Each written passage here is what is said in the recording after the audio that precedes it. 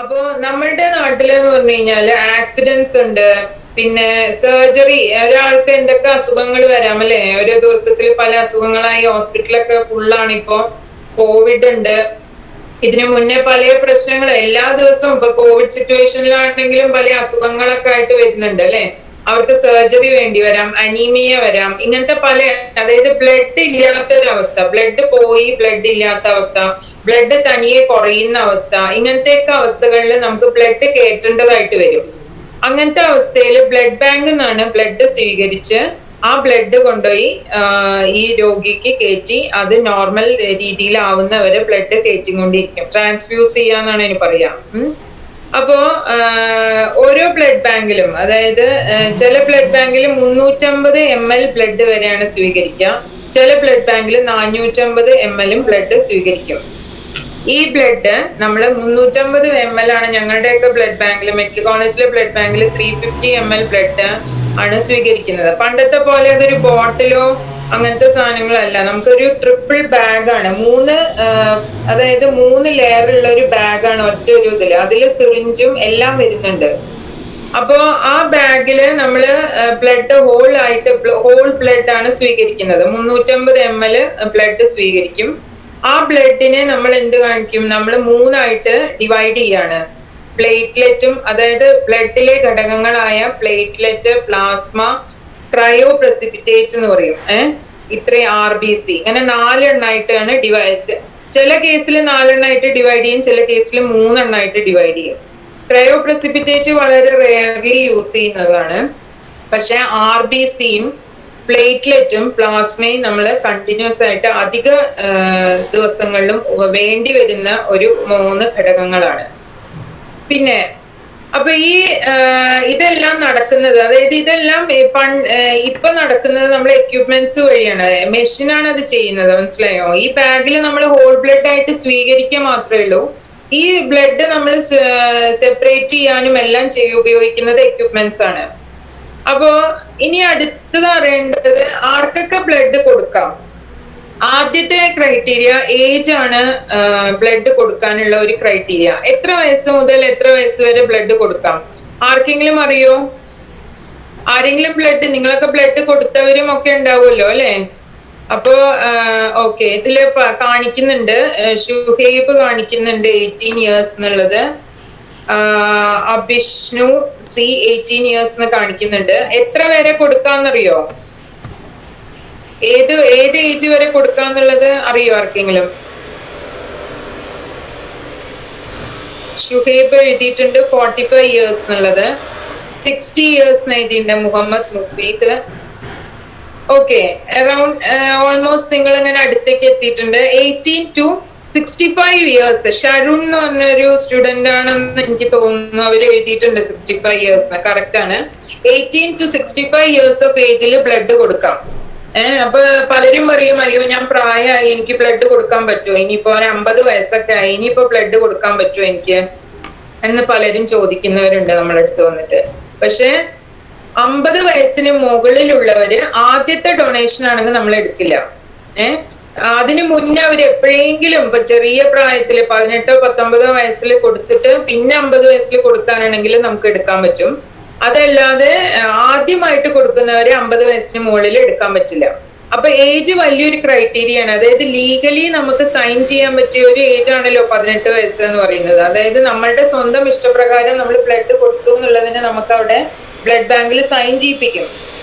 ആ sign authority, അതായത് signing ഇതില് നമ്മൾ വാലിഡ് ആണെങ്കിൽ മാത്രമേ നമുക്ക് ബ്ലഡ് കൊടുക്കാൻ പറ്റുള്ളൂ. അപ്പൊ 18 വയസ്സ് തികഞ്ഞിരിക്കണം. എനിക്ക് ഇപ്പൊ നമ്മള് ക്യാമ്പിനൊക്കെ പോകുമ്പോ, നിങ്ങളെ പോലെ കോളേജിലെ ക്യാമ്പിന് പോകുമ്പോ ചിലപ്പോ 18 വയസ്സ് 2 ദിവസം കഴിഞ്ഞാൽ 18 വയസ്സായി, നെക്സ്റ്റ് മന്ത് എനിക്ക് 18 വയസ്സാണ് എന്നൊക്കെ പറഞ്ഞു വരും. പക്ഷെ നമ്മൾ ഒരു ദിവസമാണെങ്കിലും നാളെ 18 വയസ്സാണ് കുട്ടിക്ക് തികയുന്നതെങ്കിലും ഞങ്ങൾ എടുക്കാറില്ല. അപ്പൊ 18 വയസ്സായ ആ ഒരു ദിവസം മുതലേ നമുക്ക് ബ്ലഡ് കൊടുക്കാൻ സാധിക്കുള്ളൂ. 18 മുതൽ 65 വയസ്സ് വരെ നിങ്ങൾക്ക് ബ്ലഡ് കൊടുക്കാം. പക്ഷെ ഓൺലി തിങ് 50 വയസ്സിന് മുകളിലാണെന്നുണ്ടെങ്കിൽ ഫസ്റ്റ് ടൈം ഡൊണേഷൻ ആവരുത്, അതിനു മുന്നേ കൊടുത്തിട്ടുള്ള ആളായിരിക്കണം. അങ്ങനെയാണെങ്കിൽ 18 മുതൽ 65 വയസ്സ് വരെ നിങ്ങൾക്ക് ബ്ലഡ് കൊടുക്കാം. ഇനി ബ്ലഡ് കൊടുക്കാൻ വെയിറ്റിന് പ്രശ്നമുണ്ട് അല്ലെ? വെയിറ്റ് നിങ്ങൾ പോകുമ്പോ ചോദിക്കും അല്ലെ, നിങ്ങളെ വെയിറ്റ് വളരെ പ്രധാനമാണ്. ഈ വെയിറ്റ് എങ്ങനെയാ എത്രത്തോളം ഇതുണ്ട്? അതായത് 350 ml ബാഗ് ഉണ്ട്, 450 ml ബാഗ് കിട്ടുന്നുണ്ട്. ഓക്കെ, ചിലര് മുഹമ്മദ് മുഫീദ്, മനീഷ, KC ഒക്കെ 45 kg എന്ന് പറയുന്നുണ്ട്. ഈ 45 kg എങ്ങനെ അറിയാൻ പറ്റും? ഇപ്പൊ നമ്മള് 50 kg എടുക്കുന്നുണ്ട്. സഫ്വാൻ എന്ന് പറഞ്ഞിട്ടുള്ള സ്റ്റുഡന്റ് ആണ് തോന്നുന്നു. I think almost Abhijith 50 kilo എന്ന് എഴുതുന്നുണ്ട്.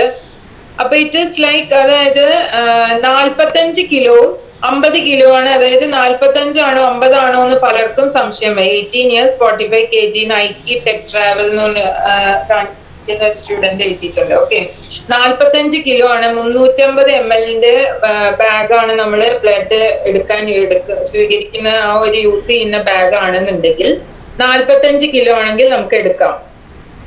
ഇനി അതല്ല 450 ml ബാഗാണ് നമ്മൾ യൂസ് ചെയ്യുന്നതെന്നുണ്ടെങ്കിൽ 450 ml ആണ് ബ്ലഡ് നമ്മൾ എടുക്കുന്നത് എങ്കിൽ 50 കിലോ. മനസ്സിലായോ? അപ്പോ 45 കിലോ എടുക്കാം. 45 കിലോ ആണ് ഇപ്പൊ ഒരാൾ വരുന്ന ഡോണർ. 45 kg ആണെങ്കിൽ 350 ml ബാഗിൽ നമുക്ക് ബ്ലഡ് എടുക്കാം. ഇനി 50 kg ഉള്ള 50 above ഉള്ള ആൾക്കാരാണെങ്കിൽ we can take around 450 ml blood നമുക്ക് ഒരു ആ ഡോണറിന്റെ കയ്യിൽ നിന്ന് സ്വീകരിക്കാം. ഇപ്പൊ നമ്മള് മഞ്ചേരി ബ്ലഡ് ബാങ്കിൽ, അതായത് ഗവൺമെന്റ് മെഡിക്കൽ കോളേജിന്റെ ബ്ലഡ് ബാങ്കിൽ 350 ml ബ്ലഡ് ബാഗ് ആണ് യൂസ് ചെയ്യുന്നത്. ഇപ്പൊ for example IMA blood bank, Perinthalmanna blood bank നിങ്ങൾ കേട്ടിട്ടില്ലേ? പെരിന്തൽമണ്ണ ഹോസ്പിറ്റലിന്റെ മുകളിലുള്ള ബ്ലഡ് ബാങ്ക് അറിയാലോ അല്ലെ? അത് ആ ബ്ലഡ് ബാങ്കിൽ 450 ml ആണ് യൂസ് ചെയ്യുന്നത്. അപ്പൊ അവിടെ അറൌണ്ട് 50 kg എബവ് ഉണ്ടെങ്കിൽ മാത്രമേ രക്തം സ്വീകരിക്കാൻ ആ ഡോണറിന് സ്വീകരിക്കാൻ പറ്റുള്ളൂ. അവര് അല്ലെങ്കിൽ റെഫർ ചെയ്ത് വിടും. അപ്പൊ നിങ്ങൾക്ക് പലർക്കും കൺഫ്യൂഷൻസ് വരുന്ന ഒരു പ്രശ്നമാണിത്. അതായത് നമുക്ക് ഇപ്പോഴും അതിന്റെ ഒരു ഇത് വന്നിട്ടില്ല. അതായത് നമ്മൾ ചില ബ്ലഡ് ബാങ്ക് 350 ml ആണ്, ചില ബ്ലഡ് ബാങ്ക് 450 ml ആണ് യൂസ് ചെയ്യുന്നത്. അപ്പൊ ഈ ഡോണറിന് ഓട്ടോമാറ്റിക് ആയിട്ട് കൺഫ്യൂഷൻസ് വരികയാണ്. അവർക്ക് അറിയില്ല അത് ഞങ്ങൾ കൊടുക്കാൻ പോണേ 350 ml ബ്ലഡ് ആണോ, ഞങ്ങൾ കൊടുക്കാൻ പോണേ 450 ml ബ്ലഡ് ആണോ എന്ന് അറിയില്ല അവർക്ക്. അപ്പൊ ഓട്ടോമാറ്റിക് ആയിട്ട് അവർക്ക് കൺഫ്യൂഷൻ. ഒരു ബ്ലഡ് ബാങ്ക് പോയപ്പോ പറഞ്ഞു എനിക്ക് 45 കിലോ ഉള്ളൂ, അതുകൊണ്ട് എനിക്ക് എടുക്കാൻ പറ്റിയില്ല. പെരിന്തൽമണ്ണ ബ്ലഡ് ബാങ്കിൽ ഞാൻ പോയിരുന്നു, അപ്പൊ അവര് എന്നെ എടുത്തില്ല, വിട്ടുകൊടുന്ന്. അങ്ങനെ വരാറുണ്ട്, നമ്മുടെ അടുത്ത് കേസ് വരാറുണ്ട്. അപ്പൊ കൂടെ വന്നതായിരിക്കില്ല, ഇപ്പൊ വേറെ വല്ല ഡോണേഴ്സിനെയും കൂടെ വന്നിട്ട് ചിലപ്പോ നമ്മളോട് കയറി ചോദിക്കുന്നു എനിക്ക് കൊടുക്കാൻ പറ്റും, എനിക്ക് 45 കിലോ ഉള്ളൂ, 46 47 കിലോ, ഒരു 50ന്റെ ഉള്ളിലുള്ള KG ഉള്ളവരുണ്ടാവും. അപ്പൊ അവർക്ക് ഭയങ്കര കൺഫ്യൂഷനാണ്. അപ്പൊ അവിടുന്ന് അവര് ഡെഫർ ചെയ്ത് വിട്ടു. അപ്പൊ നമ്മൾ എടുക്കുന്നു. അപ്പൊ ഭയങ്കര അതെന്താ അങ്ങനെ എന്ന് ചോദിക്കും. അപ്പൊ ഇതാണ് അതിന്റെ ഇത്. അതായത് പക്ഷെ ഒരു ഡോണറിനെ സംബന്ധിച്ചിടത്തോളം ഈ ഓൾമോസ്റ്റ് അവര് ബ്ലഡിന് വരിക എന്ന് പറഞ്ഞു കഴിഞ്ഞാൽ അവരെപ്പോഴും പ്രശ്നങ്ങളായിട്ടായിരിക്കും വരിക. അവരുടെ ബൈസ്റ്റാൻഡേഴ്സ് ആയിരിക്കുമല്ലോ വരിക. അപ്പൊ നിങ്ങളുടെ റിലേറ്റീവ്സിനോ ഫ്രണ്ട്സിനൊക്കെ ബ്ലഡ് ആവശ്യം വരുമ്പോഴായിരിക്കും നിങ്ങൾ ബ്ലഡ് ബാങ്കിൽ വരിക. വെറുതെ ഡൊണേറ്റ് ചെയ്യാൻ വരുന്നവര് വളരെ ചുരുക്കമാണ്. ഇന്ന് വോളണ്ടറി ബ്ലഡ് ഡൊണേഷൻ വളരെ കുറവാണ്. അപ്പൊ ആർക്കെങ്കിലും അത്യാവശ്യം വരുമ്പോഴാണ് ഈ ഓടി ബ്ലഡ് ബാങ്കിലേക്ക് വരുന്നത്.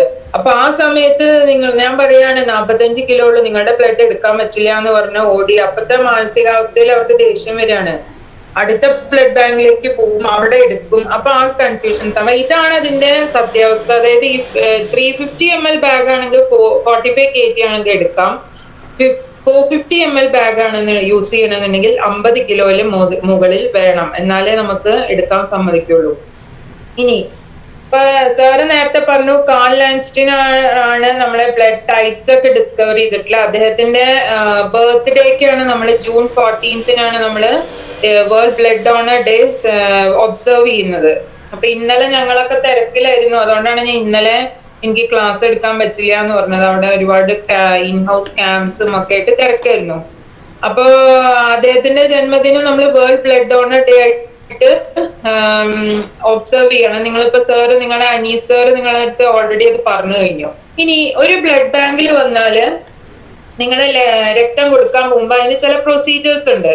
അത് എന്തൊക്കെയാണെന്നുള്ളതാണ് ഇനി അറിയേണ്ടത്. അത് അറിഞ്ഞു കഴിഞ്ഞാൽ നിങ്ങൾക്ക് ഒരുവിധം ബ്ലഡ് കൊടുക്കാനുള്ള ഒരു രീതി നിങ്ങൾക്ക് മനസ്സിലാവും. ആദ്യത്തെ പ്രൊസീജിയർ അവിടെ വന്നു കഴിഞ്ഞാല് ഇനി അവിടെ വന്നില്ലെങ്കിലും നിങ്ങളൊരു ക്യാമ്പ് നടത്തുകയാണെങ്കിലും ബ്ലഡ് കൊടുക്കാനുള്ള ആദ്യത്തെ പ്രൊസീജിയർ ബ്ലഡ് ബാങ്കിന് ഒരു ഫോം ഉണ്ടായിരിക്കും ഫില്ല് ചെയ്യാൻ. അതിൽ വളരെ ഡീറ്റെയിൽ ആയിട്ട് പേഴ്സണൽ ഡീറ്റെയിൽസും നിങ്ങളുടെ ഹെൽത്ത് ഡീറ്റെയിൽസും എല്ലാം ചോദിച്ചിട്ടുണ്ടാവും. അപ്പൊ അത് നിങ്ങൾ വളരെ ജെനുവിൻ ആയിട്ട്, അതായത് സത്യസന്ധമായിട്ട് ഫില്ല് ചെയ്താൽ മാത്രമേ നമുക്ക് ക്വാളിറ്റി ഉള്ള ബ്ലഡ് നമുക്ക് കിട്ടാൻ പറ്റുള്ളൂ. ഇപ്പൊ നിങ്ങൾ ഒരു ആൽക്കഹോളിക് ആണ്, നിങ്ങൾക്ക് പറയാനുള്ള മടി ഉണ്ടാവും, നിങ്ങൾക്ക് അതിന് വേണ്ടിയിട്ടാണ് ഇപ്പൊ മെഡിക്കൽ എക്സാമിനേഷനും കൗൺസിലിങ്ങും കഴിഞ്ഞിട്ടേ ബ്ലഡ് എടുക്കുള്ളൂ. പക്ഷെ ഈ മെഡിക്കൽ എക്സാമിനേഷനും കൗൺസിലിങ്ങും എല്ലാം നമ്മൾ ചെയ്യുമ്പോഴും ഇവര് ജെന്യൂൻ ആയിട്ട് വളരെ വളരെ ട്രൂത്ത്ഫുൾ ആയിട്ട് പറഞ്ഞാൽ മാത്രമേ നമുക്കത് അറിയാൻ പറ്റുള്ളൂ, അല്ലേ? അപ്പൊ അതിന് വേണ്ടിയിട്ടാണ് നമ്മൾ ആദ്യം ഒരു ഫോം ഫില്ല് ചെയ്യിപ്പിക്കും. ആ ഫോമിൽ നിങ്ങൾ ഇതെല്ലാം ഫില്ല് ചെയ്തതിന് ശേഷം സൈൻ ചെയ്യുന്നുണ്ട്. നിങ്ങൾ പറഞ്ഞതെല്ലാം ശരിയാണ് എന്ന് പറഞ്ഞിട്ട് സൈൻ ചെയ്യുന്നുണ്ട്, മനസ്സിലായോ? അപ്പൊ ഈ ഫോം ഫില്ല് ചെയ്യുമ്പോൾ നിങ്ങൾ ഒരു ബ്ലഡ് ബാങ്കിൽ ചെല്ലുക, അല്ലെങ്കിൽ നിങ്ങൾ ഒരു ബ്ലഡ് കൊടുക്കാൻ വേണ്ടിയിട്ട് വില്ലിങ് ആയിട്ടുള്ള ഒരാളാണെന്നുണ്ടെങ്കിൽ നിങ്ങൾ ജെന്യൂൻ ആയിട്ട് ആ ഫോം ഫില്ല് ചെയ്യണം. അതാണ് എന്റെ ആദ്യത്തെ റിക്വസ്റ്റ്. പലരും എന്ത് ചെയ്യും, നമ്മളുടെ അവരുടെ വൈഫിനോ അല്ലെങ്കിൽ അവരുടെ ഫ്രണ്ടിനോ ഒക്കെ വേണ്ടിയിട്ടായിരിക്കും ഒരു ബ്ലഡ് കൊടുക്കാൻ വരുന്നത്. ഇപ്പൊ ഫോർ എക്സാമ്പിൾ ആൽക്കഹോളിക് ഒന്നും വേണ്ട, നിങ്ങൾ ഭക്ഷണം കഴിച്ചിട്ടുണ്ടോ എന്നുള്ളൊരു ക്വസ്റ്റ്യൻ ഉണ്ടായില്ലേ? 2 മണിക്കൂർ മുന്നേ ഭക്ഷണം കഴിച്ചിട്ടുണ്ടോ എന്നുള്ളൊരു ക്വസ്റ്റ്യൻ ഉണ്ട്. അതില് ചിലപ്പോ ഉണ്ടെന്നായി ആണ് നമുക്ക് വേണ്ടത് ശരിക്കും. അത് അവർക്ക് ഓട്ടോമാറ്റിക് ആയിട്ട് ഇപ്പൊ ഈ കൊടുക്കുന്ന ആ വ്യക്തികൾക്ക് അറിയാൻ പറ്റും. എന്താണ് അവര് ഉണ്ടെന്ന് പറഞ്ഞാലേ നമ്മൾ എടുക്കുള്ളൂ. അല്ലാന്നുണ്ടെങ്കിൽ തിരിച്ചു പറഞ്ഞു വിട്ട് ഭക്ഷണം കഴിപ്പിച്ച് വിട്ട് കൊണ്ടുവന്നാൽ മാത്രമേ നമ്മൾ എടുക്കാറുള്ളൂ. അപ്പൊ എന്ത് ചെയ്യും, ഇവര് ഓട്ടോമാറ്റിക് ആയിട്ട് ഉണ്ടെന്ന് ഫില്ല് ചെയ്യും. ഇവര് ബ്ലഡ് എടുത്ത് പകുതി ആകുമ്പോഴത്തേക്ക് അവർക്ക് വയ്യാതെയോ ആ ബ്ലഡ് മുഴുവൻ എടുക്കാൻ പറ്റാതെയോ. അപ്പൊ വളരെ ജെന്യൂൻ ആയിട്ട് ഫില്ല് ചെയ്യണം. ഒരു ഫോം അവിടെ ഉണ്ട്. ആ ഫോം ഇപ്പൊ നിങ്ങളുടെ അടുത്തേക്ക് ഞങ്ങൾ ക്യാമ്പിൽ വരികയാണെങ്കിൽ ഈ ഫോം ഫില്ല് ചെയ്തിട്ട് നമ്മുടെ അടുത്തേക്ക് ബ്ലഡ് എടുക്കാൻ നമ്മൾ എടുക്കുള്ളൂ, സ്വീകരിക്കുള്ളൂ. അപ്പൊ ആ ബ്ലഡ് അത് ആ ഫോം വളരെ ജെന്യൂൻ ആയിട്ട് ഫില്ല് ചെയ്യാന്നുള്ളതാണ് ആദ്യത്തെ ഒരു പ്രൊസീജിയർ. സെക്കൻഡ് പ്രൊസീജിയർ എന്ന് പറഞ്ഞു കഴിഞ്ഞാൽ ഈ ഒരു ഡോണർ ഇത് ഫില്ല് ചെയ്ത് കഴിഞ്ഞാൽ നെക്സ്റ്റ് പ്രൊസീജിയർ മെഡിക്കൽ എക്സാമിനേഷൻ ആണ്. നിങ്ങളുടെ ഒരു ബെനിഫിഷ്യൽ ആയിട്ടുള്ള ബ്ലഡ് കൊടുക്കുമ്പോൾ ബെനിഫിഷ്യൽ ആയിട്ട് ഒരു കാര്യമാണ് അത് മെഡിക്കൽ, നിങ്ങൾക്ക് ഫ്രീ ആയിട്ട് ഒരു നിങ്ങളുടെ ഹെൽത്ത് ചെക്കപ്പ് അവിടെ നടക്കുകയാണ്. ആ മെഡിക്കൽ എക്സാമിനേഷന് മെഡിക്കൽ ഓഫീസർ നിങ്ങളുടെ BP നോക്കും. BP നോർമൽ ആയിരിക്കണം. പിന്നെ നിങ്ങളുടെ ഹാർട്ട് റേറ്റ്, അതായത് പൾസ് റേറ്റ് നോക്കും. പിന്നെ ടെമ്പറേച്ചർ നോക്കും, HB നോക്കും. ഇത്രയും കാര്യങ്ങൾ നിങ്ങളുടെ പ്രൈമറി ആയിട്ട് മെഡിക്കൽ ഓഫീസർ, നമുക്ക് എല്ലാ ബ്ലഡ് ബാങ്കിനും മെഡിക്കൽ ഓഫീസേഴ്സ് ഉണ്ടാവും. ആ മെഡിക്കൽ ഓഫീസറിന്റെ അണ്ടറിലാണ് ബ്ലഡ് ബാങ്ക് വരിക. അപ്പൊ മെഡിക്കൽ ഓഫീസർ ഡോക്ടർ എന്ത് ചെയ്യും, ആദ്യം BP നോക്കും, ആ ഡോണറിന്റെ വെയിറ്റ് നോക്കും, വെയിങ് മെഷീനിൽ വെയിറ്റ് നോക്കും, BP നോക്കും, പിന്നെ pulse rate, heart rate or pulse rate അത് നോക്കും, പിന്നെ HB. ഇത്രയും കാര്യങ്ങൾ നോർമൽ ആണെങ്കിൽ മാത്രമേ ഈ ഡോണർ നെക്സ്റ്റ് പ്രൊസീജിയറിൽ, അതായത് കൗൺസിലിംഗ് എന്നുള്ള സെഷനിക്ക് എത്തുള്ളൂ, മനസ്സിലായോ? ഇതിൽ ഏതെങ്കിലും ഒന്ന്, ഈ 4-5 കാര്യങ്ങളിൽ ഏതെങ്കിലും ഒന്ന് ഓക്കെ അല്ല എന്നുണ്ടെങ്കിൽ നമ്മൾ അതിന് ആ ഡോണറിനെ അവിടെ വെച്ചിട്ട് തന്നെ ഡെഫർ ചെയ്യും. ഡെഫർ ചെയ്യാന്ന് പറഞ്ഞു കഴിഞ്ഞാൽ നമ്മള് അവരെ എടുക്കാൻ പറ്റില്ല. അപ്പൊ നമ്മൾ ഡെഫേർഡ് എഴുതിയിട്ട് അവരെ തിരിച്ചുവിടും. ഓക്കെ. ഇപ്പൊ BP ആണെങ്കിൽ നോർമൽ 110/80 110/90 BP വേണം. പിന്നെ pulse rate normal pulse rate വേണം. പിന്നെ HB ആണെങ്കിലും 12.5 വേണം നോർമലി. HB അതൊരു 11 പോയിന്റ് ആണെങ്കിൽ പോലും നമുക്ക് എടുക്കാൻ പാടില്ല എന്നുള്ളതാണ്. ബിക്കോസ് ഓട്ടോമാറ്റിക് ആയിട്ടും ബ്ലഡ് എടുത്തു കഴിഞ്ഞാൽ ഒരു 2 hours BP ഫോളും ഷുഗറും താഴോട്ട് വരും, പിന്നെ HB കുറയും. ഇത്രയും കാര്യങ്ങള് ഒരു 20 minutes എന്തായാലും ഉണ്ടാവും എടുത്തു കഴിഞ്ഞ ഉടനെ. അപ്പൊ എന്തുണ്ടാവും, ഓട്ടോമാറ്റിക് ആയിട്ട് ഇത് കുറഞ്ഞിട്ടുള്ള ആൾക്കാർക്ക് ഈ ഉള്ളതിൽ നിന്നും കുറഞ്ഞു കഴിയുമ്പോ തല കറങ്ങും, ചിലപ്പോ അവർക്ക് ഫിക്സ് വരും, അങ്ങനത്തെ പല പ്രശ്നങ്ങളും വരും. പക്ഷെ ഇതിലെല്ലാം നോർമാലിറ്റിയിൽ നിൽക്കുന്ന ആൾക്കാർക്കാണെങ്കിൽ ഇതിൽ യാതൊരു കുഴപ്പമില്ല. നിങ്ങൾക്ക് കൂടുതൽ ബെനിഫിഷ്യൽ ആണ്, ഹെൽത്തി ആണ് ബ്ലഡ് കൊടുക്കുന്നത്, മനസ്സിലായോ? അപ്പൊ മെഡിക്കൽ എക്സാമിനേഷൻ വളരെ മാത്രമേ, അത് ഓക്കെ ആണെങ്കിൽ മാത്രമേ ആ ഡോണറിനെ നെക്സ്റ്റ് പ്രൊസീജിയറിലേക്ക് നമ്മൾ കടത്തി വിടുന്നുള്ളൂ. പിന്നെയുള്ള പ്രൊസീജിയറാണ് കൗൺസിലിംഗ് എന്ന് പറയുന്നത്. അതായത് ഇപ്പൊ ഞാൻ ചെയ്യുന്നത് അവിടെ അതാണ്. അതായത് ഈ മെഡിക്കൽ എക്സാമിനേഷൻ കഴിഞ്ഞ് ഓക്കെയാണ്, അവരുടെ BP ഓക്കെ, വെയിറ്റ് ഓക്കെയാണ്, പൾസ് റേറ്റ് ഓക്കെയാണ്, HB എല്ലാം ഓക്കെ ആയ ഒരു ഡോണർ നെക്സ്റ്റ് വരുന്നത് എന്റെ അടുത്തേക്ക് കൗൺസിലിങ്ങിന് വരും. ബ്ലഡ് ബാങ്കിൽ മാത്രമല്ല കേട്ടോ, ക്യാമ്പിലാണെങ്കിലും ഞങ്ങൾ ഇതെല്ലാം ചെയ്യും. ഈ പ്രൊസീജിയർ ഒക്കെ കഴിഞ്ഞിട്ടേ ബ്ലഡ് എടുക്കുള്ളൂ, മനസ്സിലായോ? കൗൺസിലിംഗ് എന്തിനാണ് ആർക്കെങ്കിലും അറിയോ? Why the counselling is important in blood donation? എന്തിനാണ്? ആർക്കെങ്കിലും, ഏതെങ്കിലും സ്റ്റുഡൻസിന് അറിയോ? അല്ലെങ്കിൽ ടീച്ചേഴ്സിന് ആർക്കെങ്കിലും അറിയോ എന്താണ് കൗൺസിലിംഗ് കൊണ്ട് ഉദ്ദേശിക്കുന്നത്? എന്താന്ന് വെച്ചാൽ ഇതൊരു ഇപ്പോ പ്രോബ്ലം ആയി വരുന്ന ഒരാളെ നമ്മൾ കൗൺസിൽ ചെയ്യല്ലോ, അല്ലല്ലോ. അപ്പോ എന്താണ് ബ്ലഡ് ഡൊണേഷനിലെ കൗൺസിലിങ്ങിന് ഇമ്പോർട്ടൻസ്? ആർക്കെങ്കിലും എന്തെങ്കിലും ഒരു ഐഡിയ ഉണ്ടോ? ഏതെങ്കിലും സ്റ്റുഡൻസ്? മെസ്സേജ് കാണുന്നില്ലല്ലോ ആരുടെ? Clear doubts. ഓക്കെ, ഡൗട്ട് ചെയ്യാനായിരിക്കല്ലേ? എന്താണ് സർ? ഫിയർ ഫാക്ടർ ഒന്ന് റെഡ്യൂസ് ചെയ്യാൻ സാധിക്കും ചിലപ്പോൾ.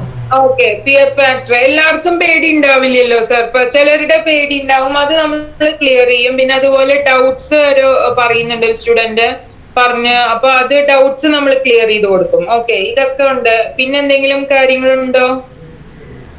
ബ്ലഡ് ഡൊണേറ്റ് കഴിഞ്ഞാൽ ശ്രദ്ധിക്കണം. എന്താണ്? ക്ലിയർ ആയില്ല. ബ്ലഡ് ഡൊണേറ്റ് ചെയ്ത് കഴിഞ്ഞാലേ പിന്നീട് ശ്രദ്ധിക്കേണ്ട കാര്യങ്ങള്. തീർച്ചയായിട്ടും അത് നമുക്ക് പോസ്റ്റ് ഡൊണേഷൻ കൗൺസിലിംഗിന് വരുന്നതാണ്. ഓക്കെ, അതുണ്ട്, അത് ഇമ്പോർട്ടന്റ് ആണ്. ബ്ലഡ് ഡൊണേറ്റ് ചെയ്ത് കഴിഞ്ഞാല് ശ്രദ്ധിക്കേണ്ട കാര്യങ്ങൾ നമ്മൾ പറഞ്ഞു കൊടുക്കും. ഷരുൺ ഡൊണേറ്റ് ചെയ്തിട്ടുള്ള ആളാണോ? അതെ അതെ. എത്ര പ്രാവശ്യം ഡൊണേറ്റ് ചെയ്തിട്ടുണ്ട്? എന്റെ അടുത്ത് വന്നിട്ടുണ്ടോ? Okay, okay. അപ്പൊ അത് ക്ലിയർ ആയിട്ടുണ്ടാവും അല്ലെ? ഞാൻ പറഞ്ഞു തന്നത് ക്ലിയർ ആയി എന്ന് എനിക്ക് തോന്നുന്നു. എനിക്ക് സന്തോഷം, അതുകൊണ്ടാണ് അത് ഓർത്തത്. അല്ലേ? അതല്ലേ ഷരുൺ? അതെ അതെ അതെ അതെ അതെ. Okay okay. വേറെ ആരെങ്കിലും ഉണ്ടോ? വേറെ എന്തെങ്കിലും ഐഡിയാസ് ഉണ്ടോ?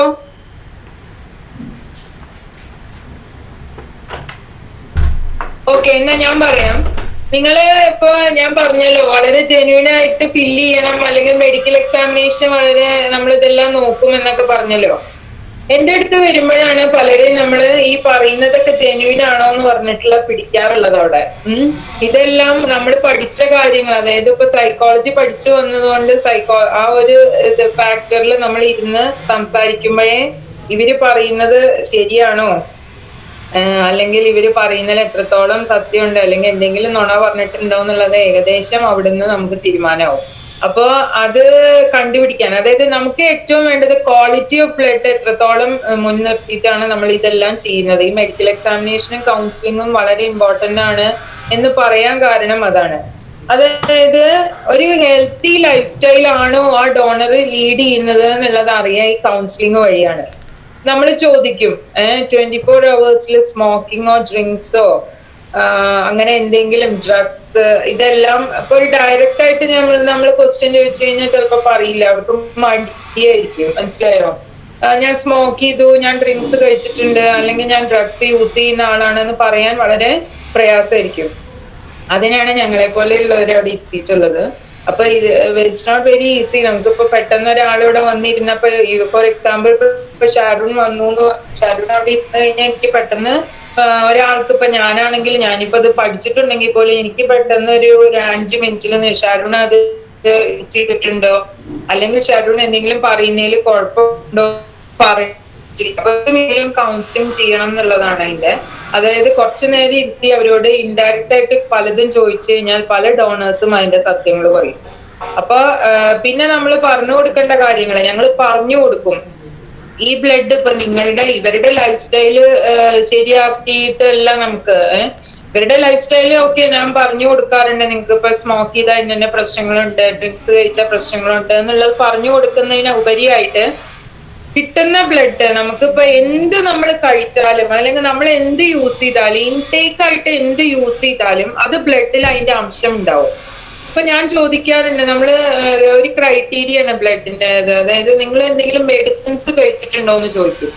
ഈ മെഡിസിൻസിന്റെ അംശം, അല്ലെങ്കിൽ നിങ്ങൾ ആൽക്കഹോൾ കഴിച്ചിട്ടുള്ള ആൽക്കഹോളിന്റെ അംശം, അപ്പൊ ഈ ബ്ലഡ് ഓൾറെഡി വീക്ക് ആയിട്ടുള്ള പേഷ്യൻസ് നമ്മൾ യൂസ് ചെയ്യുന്നത്, ഇവര് ഓൾറെഡി മെഡിസിൻസ്, അതായത് മെഡിസിൻസ് എന്ന് പറഞ്ഞാൽ പല ഡ്രഗ്സ് ആണ് അല്ലെ, അപ്പൊ ഇതായിട്ട് ഇത് റിയാക്ട് ചെയ്തിട്ട് ആ പേഷ്യന്റിന് പല പ്രശ്നങ്ങളും വരും. അതിന്റെ റിയാക്ഷൻസ് അവർക്ക് വരും. മെഡിസിൻ കഴിച്ചിട്ടാണ് ഞാൻ ബ്ലഡ് കൊടുക്കാൻ പോയെങ്കിൽ ആ മെഡിസിൻ അവര് കഴിക്കുന്ന, അതായത് അവര് ആ പേഷ്യന്റിന് ഓൾറെഡി വേറെ മെഡിക്കേഷൻസ് ഉണ്ടാവും. അപ്പൊ ആ മെഡിക്കേഷനായിട്ട് ഇത് ഈ മെഡിസിൻ പറ്റില്ല എന്നുണ്ടെങ്കിൽ ഇത് റിയാക്ഷൻ വരും.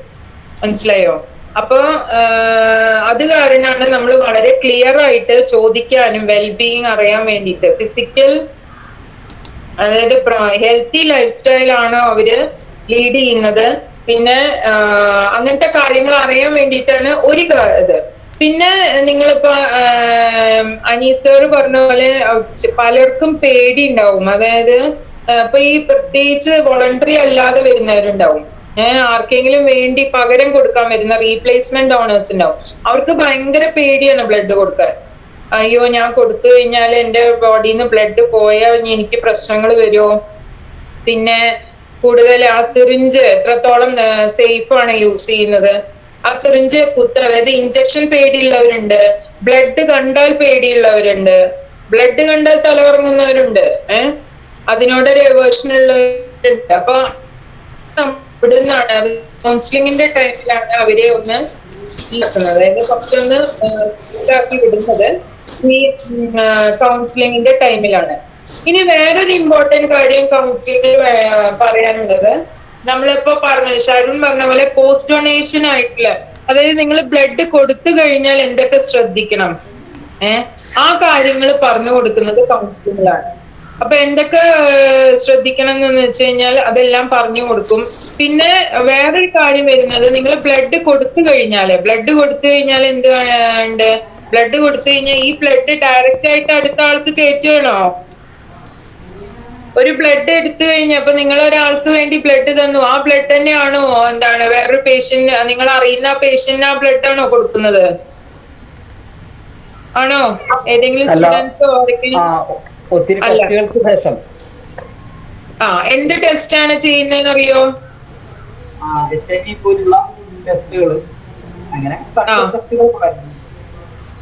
ഓക്കെ. പിന്നെ വേറെന്തെങ്കിലും നോക്കുവോ നമ്മൾ HIV അല്ലാതെ? ഹെപ്പറ്റൈറ്റിസ് AB അല്ലേ? Hepatitis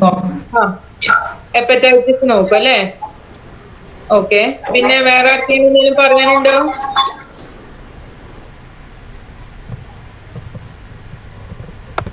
okay. നമ്മള് ബ്ലഡ് എടുത്തു കഴിഞ്ഞാല് ആദ്യം നോക്കുക ഗ്രൂപ്പാണ് നോക്കുക. അപ്പൊ ഞാൻ പറയാണ് ഞാൻ O പോസിറ്റീവ് ആണ് എന്ന് പറഞ്ഞു വന്നാലും ബ്ലഡ് ബാങ്കില് എന്തായാലും ബ്ലഡ് റീചെക്ക് ചെയ്തു ബ്ലഡ് ഗ്രൂപ്പ് എത്രയായാലും നോക്കും. ഇപ്പൊ ഞാന് കറക്റ്റ് ആയിട്ട് 3 months ഡൊണേറ്റ് ചെയ്യണ ആ ബ്ലഡ് ഗ്രൂപ്പ്, അതായത് ആ ബ്ലഡ് ബാങ്ക് തന്നെ കറക്റ്റ് 3 months ഡൊണേറ്റ് ചെയ്യണ ആളാണെങ്കിലും നെക്സ്റ്റ് ടൈം പോവുകയാണെങ്കിലും എന്റെ ബ്ലഡ് ഗ്രൂപ്പ് നോക്കും. മനസ്സിലായോ? ഓരോ തവണയും ആ ഡോണറിന്റെ ബ്ലഡ് ഗ്രൂപ്പ് ഫസ്റ്റ് തന്നെ ബ്ലഡ് ഗ്രൂപ്പ് നോക്കും. പിന്നെ നോക്കുന്ന കാര്യങ്ങളാണ് 5 ടെസ്റ്റുകൾ ഞങ്ങൾ ചെയ്യും. HIV ടെസ്റ്റ് ചെയ്യും ഫസ്റ്റ് ഡേ. പിന്നെ ഹെപ്പറ്റൈറ്റിസ് ബി സി ചെയ്യും. പിന്നെ സിഫിലിസ് എന്ന് പറഞ്ഞിട്ടുള്ള ടെസ്റ്റ് ചെയ്യും, സിഫിലിസിന്റെ മലേറിയ, ഇത്രയും കാര്യങ്ങൾ HIV, hepatitis B C, syphilis, malaria, ഇത്രയും 5 അസുഖങ്ങൾക്കുള്ള ടെസ്റ്റുകള് അവിടെ ചെയ്തതിന് ശേഷം ആ ടെസ്റ്റ് ഓക്കെ ആണെങ്കിൽ മാത്രമേ അടുത്ത ആൾക്ക് എന്ത് കൊടുക്കുള്ളൂ, ഈ ബ്ലഡ് കൊടുക്കാൻ വേണ്ടി നമ്മളത് സ്റ്റോർ ചെയ്ത് വെക്കുള്ളൂ. അപ്പൊ നിങ്ങൾക്ക് ഒരു ഗുണം എന്താ, നിങ്ങളൊരു ഡോണറായിട്ട് അവിടെ ചെന്ന് കഴിഞ്ഞാൽ നിങ്ങളുടെ ഫ്രീ ആയിട്ട് ഒരു മെഡിക്കൽ ചെക്കപ്പ് ഉണ്ട്, ഫ്രീ ആയിട്ട് ഒരു കൗൺസിലിംഗ് ഉണ്ട്. നിങ്ങളുടെ ഈ അസുഖങ്ങളൊന്നും ഇല്ലാന്നോ ഉണ്ടോന്നോ നിങ്ങൾക്ക് ഉറപ്പുവരുത്താൻ പറ്റും അല്ലേ? ഇത്രയും കാര്യങ്ങൾ നിങ്ങൾക്ക് വളരെ ബെനിഫിഷ്യൽ ആയിട്ടുള്ള ഒരു കാര്യമാണ് അല്ലേ? അപ്പോ അതായത് ഈ ഇപ്പൊ ഇത്രയും ടെസ്റ്റുകൾ ചെയ്തു, ഇനി അഥവാ ഈ ടെസ്റ്റിൽ ഏതെങ്കിലും ഒന്ന് പോസിറ്റീവ് ആണെങ്കിൽ അത് ഈ കൗൺസിലർക്കാണ് അതിന്റെ ഉത്തരവാദിത്വം വരുന്നത്. അതായത് ഫോർ എക്സാമ്പിൾ ഇപ്പൊ നമ്മൾ ഒരിക്കലും ഒരു ഡോണറിനോട് നിങ്ങൾ HIV പോസിറ്റീവ് ആണ് എന്ന് ഒരിക്കലും പറയില്ല. HIV പോസിറ്റീവ് ആയിട്ട് മൈൽഡ് ആയിട്ട് നിങ്ങൾക്ക് കാണുന്നുണ്ട്, പക്ഷെ ഞങ്ങൾക്ക് കൺഫർമേറ്ററി ടെസ്റ്റ് ഇല്ല. ആ ടെസ്റ്റിന് വേണ്ടി ICTC എന്ന് പറഞ്ഞിട്ട് ഇതിന് മാത്രം, അതായത് HIV ടെസ്റ്റിനും ട്രീറ്റ്മെന്റിനും മാത്രമായിട്ട് നടത്തുന്ന ഒരു വിങ് മെഡിക്കൽ കോളേജസിലും ഉണ്ട്, എല്ലാ ഗവൺമെന്റ് ഹോസ്പിറ്റൽസിലും ഉണ്ട്. അപ്പൊ അവിടേക്ക് നമ്മൾ റെഫർ ചെയ്യും. മനസ്സിലായോ? ഡോക്ടർ അവിടുന്ന് റെഫറൻസ് ലെറ്റർ കൊടുത്ത് അവരവിടെ എത്തി നമ്മൾ ഉറപ്പുവരുത്തുന്നവരെ എന്റെ ജോലിയുണ്ട്. കൗൺസിലറിനുണ്ട് ഉള്ള ജോലിയാണത്. മനസ്സിലായോ? അവര് ഒരിക്കലും ചിലപ്പോ സമയത്ത് അവരോട് ഇത് പറഞ്ഞു കഴിഞ്ഞാൽ അവര് ഭയങ്കരമായിട്ട് സങ്കടം, അതായത് അവർക്ക് ഭയങ്കര ഡിപ്രഷനിലേക്കൊക്കെ പോകും. അപ്പൊ ആ സമയത്തും കൗൺസിലിംഗ് ചെയ്യേണ്ടത് വളരെ അത്യാവശ്യമാണ്. അത് എന്റെ പാർട്ടിൽ വരുന്ന ഒരു ജോബാണ്. മനസ്സിലായോ? അതുപോലെ തന്നെയാണ് ഹെപ്പറ്റൈറ്റിസ് ബി, സി എല്ലാം. ഇതെല്ലാം ബ്ലഡ് കറക്റ്റ് ആയിട്ട് 3 months കൊടുക്കുന്ന ആൾക്ക് എന്തെങ്കിലും ഒരു ചെറിയ വേരിയേഷൻ വന്നാൽ പെട്ടെന്ന് അത് മനസ്സിലാക്കാനും അതിനുള്ള ട്രീറ്റ്മെന്റിലേക്ക് പോകാനും വളരെ ഈസിയാണ്. ഇപ്പൊ ഹെപ്പറ്റൈറ്റിസ് ബി, സി ആണെന്നുണ്ടെങ്കിൽ അത് നമ്മൾ പോസിറ്റീവായിട്ട് ഡയഗ്നോസ് ചെയ്ത് കഴിഞ്ഞാൽ നമ്മൾ അവരെ ഗാസ്ട്രോ എൻട്രോളജിസ്റ്റിന്റെ അടുത്തേക്കാണ് റെഫർ ചെയ്യുക. മനസ്സിലായോ? അപ്പൊ ഈ റെഫറൻസ് ആ ഡോക്ടറെ അടുത്ത് എത്തി എന്നുള്ളവരെ നമ്മൾ നോക്കും. പിന്നെ ബാക്കി പാർട്ട് അവരുടെ ഭാഗത്താണ്. നമ്മള് ഒരു തവണയും കൂടെ വിളിച്ചു നോക്കുക അവര് ട്രീറ്റ്മെന്റ് എടുക്കുന്നില്ലേ എന്നുള്ളത്. അപ്പൊ ഇത്രയും കാര്യങ്ങൾ ബ്ലഡ് ബാങ്കിൽ ചെയ്യുന്നുണ്ട്. അപ്പൊ നിങ്ങൾ ഒരു ഡോണർ ആണെന്നുണ്ടെങ്കിൽ എന്തുണ്ട്, നിങ്ങൾക്ക് ഇത്രയും ബെനിഫിറ്റ്സ് ഉണ്ട്. നിങ്ങൾ ഫ്രീ ആയിട്ട് ഒരു ഹെൽത്ത് ചെക്കപ്പ് ഇടാനും പ്രൈമറി ഹെൽത്ത് ചെക്കപ്പ് നടത്തും. നിങ്ങൾക്ക് ഫ്രീ ആയിട്ട് ഒരു കൗൺസിലിംഗ് കിട്ടും. എന്തെങ്കിലും പ്രോബ്ലം, ചിലപ്പോ ഈ ബ്ലഡ് ബാങ്കിൽ വരുന്ന ഡോണേഴ്സിന് പല പ്രശ്നങ്ങളൊക്കെ ആയിട്ട് വരും കേട്ടോ. അവരിപ്പോ ഇതേപോലെ തന്നെ എന്റെ വീട്ടിൽ ആ പ്രശ്നമുണ്ട്, അതുകൊണ്ട് എനിക്ക് ഭയങ്കര ഡിപ്രഷനാണ്, അതുകൊണ്ട് ഇന്നിപ്പോ ബ്ലഡ് കൊടുക്കാം. അപ്പൊ ആ സമയത്തും കൗൺസിലിംഗ് ചെയ്യേണ്ടതായിട്ട് വരും. അവരുടെ ആ ഒരു പാർട്ട് നമ്മൾ കൗൺസിൽ ചെയ്യാറുണ്ട്. പിന്നെ ഇത്രയും ടെസ്റ്റുകൾ നിങ്ങൾക്ക് ഫ്രീ ആയിട്ട് ചെയ്യണം. ഇപ്പൊ ഇതൊരു ലാബിൽ പോയി ചെയ്യണമെങ്കിൽ നിങ്ങൾക്ക് നല്ലൊരു എമൗണ്ട് പൈസ ചെലവാക്കിയിട്ട് വേണം ചെയ്യാൻ, അല്ലേ? HIV ടെസ്റ്റിനും ഹെപ്പറ്റൈറ്റിസ് ബി, സിക്കുള്ള ടെസ്റ്റിന്, സിഫിലിസ്, മലേറിയ ഇത്രയും കാര്യങ്ങൾക്കുള്ള ടെസ്റ്റിന് ഭയങ്കര നല്ലൊരു എമൗണ്ട് വരും. നമ്മൾ ലാബിൽ പോയി നിങ്ങൾക്ക് ഫ്രീ ആയിട്ട് ചെക്കപ്പ് അവിടെ കിട്ടുകയാണ്. അപ്പൊ ഒരു ബ്ലഡ് കൊടുത്താൽ ഇത്രയും കാര്യങ്ങളും കൂടെ ബെനിഫിഷ്യൽ ആണ്. ഇനി പോസ്റ്റ് ഡൊണേഷൻ കൗൺസിലിംഗ് ഓൾറെഡി പറഞ്ഞല്ലോ.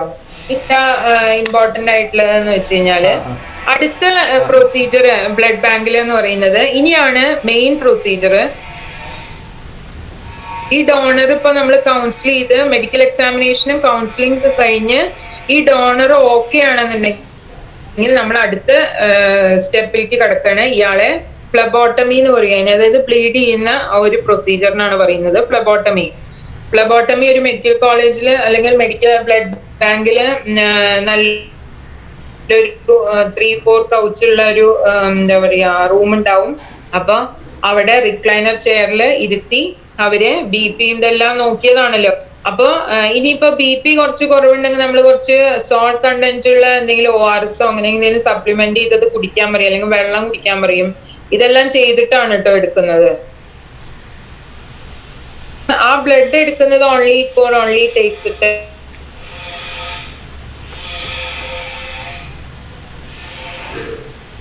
കഴിഞ്ഞാല് അവര് ഓക്കെ ഒരു 5 മിനിറ്റും കൂടെ അവരുടെ ആ റിക്ലൈനർ ചെയറിൽ കിടത്തും. അവര് ഓക്കെ ആണ്, കുഴപ്പങ്ങളൊന്നും ഇല്ല എടുത്തു കഴിഞ്ഞാന്നുണ്ടെങ്കിൽ അവരെ അടുത്ത പ്രൊസീജിയർ ആണ് ബ്ലഡ് ബാങ്കിലെ റിഫ്രഷ്മെന്റ് എന്ന് പറയുന്നത്. റിഫ്രഷ്മെന്റ് എന്ന് പറഞ്ഞു കഴിഞ്ഞാൽ അവരെ ഒന്ന് ഈസാക്കി ഇരുത്തി അവർക്ക് വേണ്ട, അതായത് ഇപ്പൊ അവർക്ക് ഞാൻ പറഞ്ഞല്ലോ ബ്ലഡ് എടുത്തു കഴിഞ്ഞാൽ ഒരു 20 മിനിറ്റോളം ബ്ലഡ് ഷുഗറും BPയും ഒന്ന് ഫോൾ ഉണ്ടാവും, ഒന്ന് താഴേക്ക് വരും. നമ്മൾ ഡ്രിങ്കും ചെറിയൊരു സ്നാക്കും കൊടുക്കും കഴിക്കാൻ. അപ്പൊ അത്രയും നേരം പിന്നെ അവര് റെസ്റ്റ് ചെയ്യാനും പറയും. അവിടെ ഒരു ബെഡ് ഉണ്ടാവും, കുറച്ച് ചെയർസ് ഉണ്ടാവും. ഇതിപ്പോ ക്യാമ്പ് നടത്തുകയാണെങ്കിലും ഈ പ്രൊസീജിയർ ഒക്കെ വേണം കേട്ടോ, അതുകൊണ്ട് ഞാൻ ഇടയ്ക്കിടയ്ക്ക് അത് പറയുന്നത്. അപ്പൊ ഈ ബെഡിലോ അല്ലെങ്കിൽ ഈ ചെയറിലോ അവര് ഇരുത്തി കുഴപ്പങ്ങളൊന്നും ഇല്ലാന്ന് ഉറപ്പുവരുത്തി ഇവര് ഇത് കഴിച്ചതിന് ശേഷം പ്രശ്നങ്ങളൊന്നും ഇല്ലെങ്കിൽ 15 മിനിറ്റ്സ് നമ്മൾ ഇരുത്തിയതിന് ശേഷമാണ് ഇയാളെ നമ്മൾ പുറത്തേക്ക് വിടുന്നത്. ഇനി ഈ ഡോണറിന് ഇപ്പൊ വൺസ് നമ്മൾ കൊടുത്തു കഴിഞ്ഞാല് എത്ര മാസം കഴിഞ്ഞ് പിന്നെ കൊടുക്കാം? ആർക്കെങ്കിലും അറിയോ? ഇപ്പൊ ഒരു തവണ ഇപ്പൊ ഇന്ന് കൊടുത്താൽ ഇനി എത്ര സമയം കഴിഞ്ഞാലാണ് അടുത്ത പ്രാവശ്യം അവർക്ക് ഡൊണേറ്റ് ചെയ്യാൻ പറ്റുക? 3 മാസം. ഓക്കെ.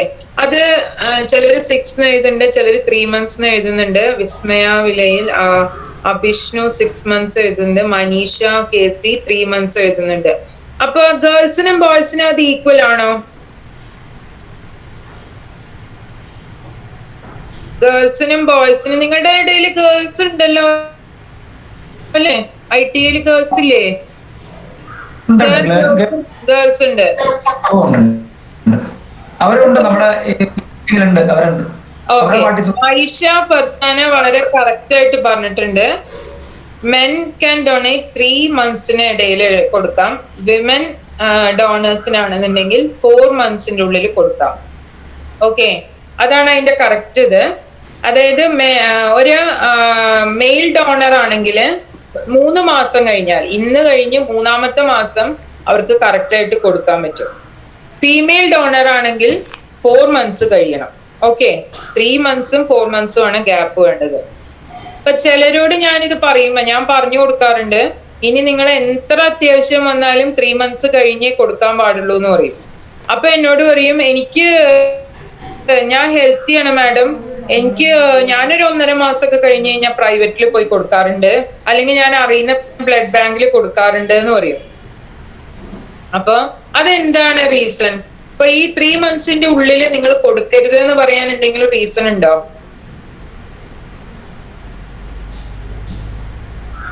ആർക്കെങ്കിലും അറിയോ? എന്തെങ്കിലും റീസൺ ഉണ്ടോ? 3 monthsന്റെ ഉള്ളിൽ കൊടുക്കരുത് എന്ന് പറയാൻ എന്തെങ്കിലും റീസൺ ഉണ്ടോ? ആർക്കെങ്കിലും അറിയോ? കൊടുത്തിട്ടുള്ള ആൾക്കാർക്കെങ്കിലും അറിയോ? ഞാൻ പറഞ്ഞു തന്നിട്ടുണ്ടാവുമല്ലോ. ഷിബിൻ എന്തോ പറയാൻ പോയിരുന്നോ? അതോ ഷരുൺ അവിടെ വന്ന് തന്ന ആൾക്ക് അറിയോ?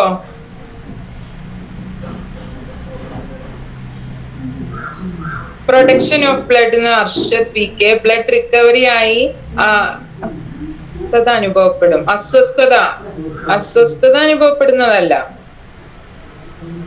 നമ്മുടെ രക്തത്തിലുള്ള ആന്റിബോഡി ഒക്കെ ഉണ്ടായി വരുന്ന ടൈം വേണ്ടേ?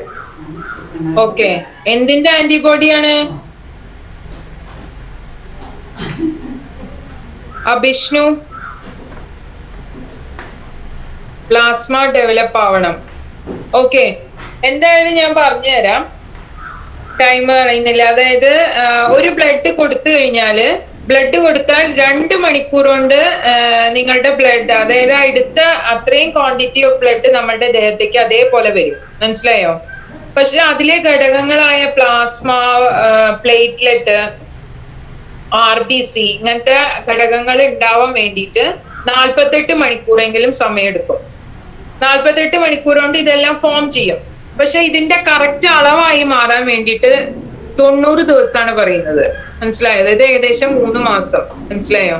അപ്പൊ ഈ 3 മാസത്തിനുള്ളിൽ നിങ്ങൾ കൊടുത്തു കഴിഞ്ഞാല്, ഇപ്പൊ ആ RBC, ഇപ്പൊ നിങ്ങൾ നുണ പറഞ്ഞിട്ട് വരികയാണ്, ഞാൻ ശരിക്കും 1.5 മാസം 2 മാസമേ കഴിഞ്ഞിട്ടുള്ളൂ, ആ വ്യക്തി വന്നിട്ട് എന്റെ 3 മാസം കഴിഞ്ഞിട്ടുണ്ട് എന്ന് പറഞ്ഞിട്ട് ഡൊണേറ്റ് ചെയ്ത് കഴിഞ്ഞാൽ, അങ്ങനെയൊക്കെ ഉണ്ടാവാറുണ്ട് കേട്ടോ ബ്ലഡ് ബാങ്കില്.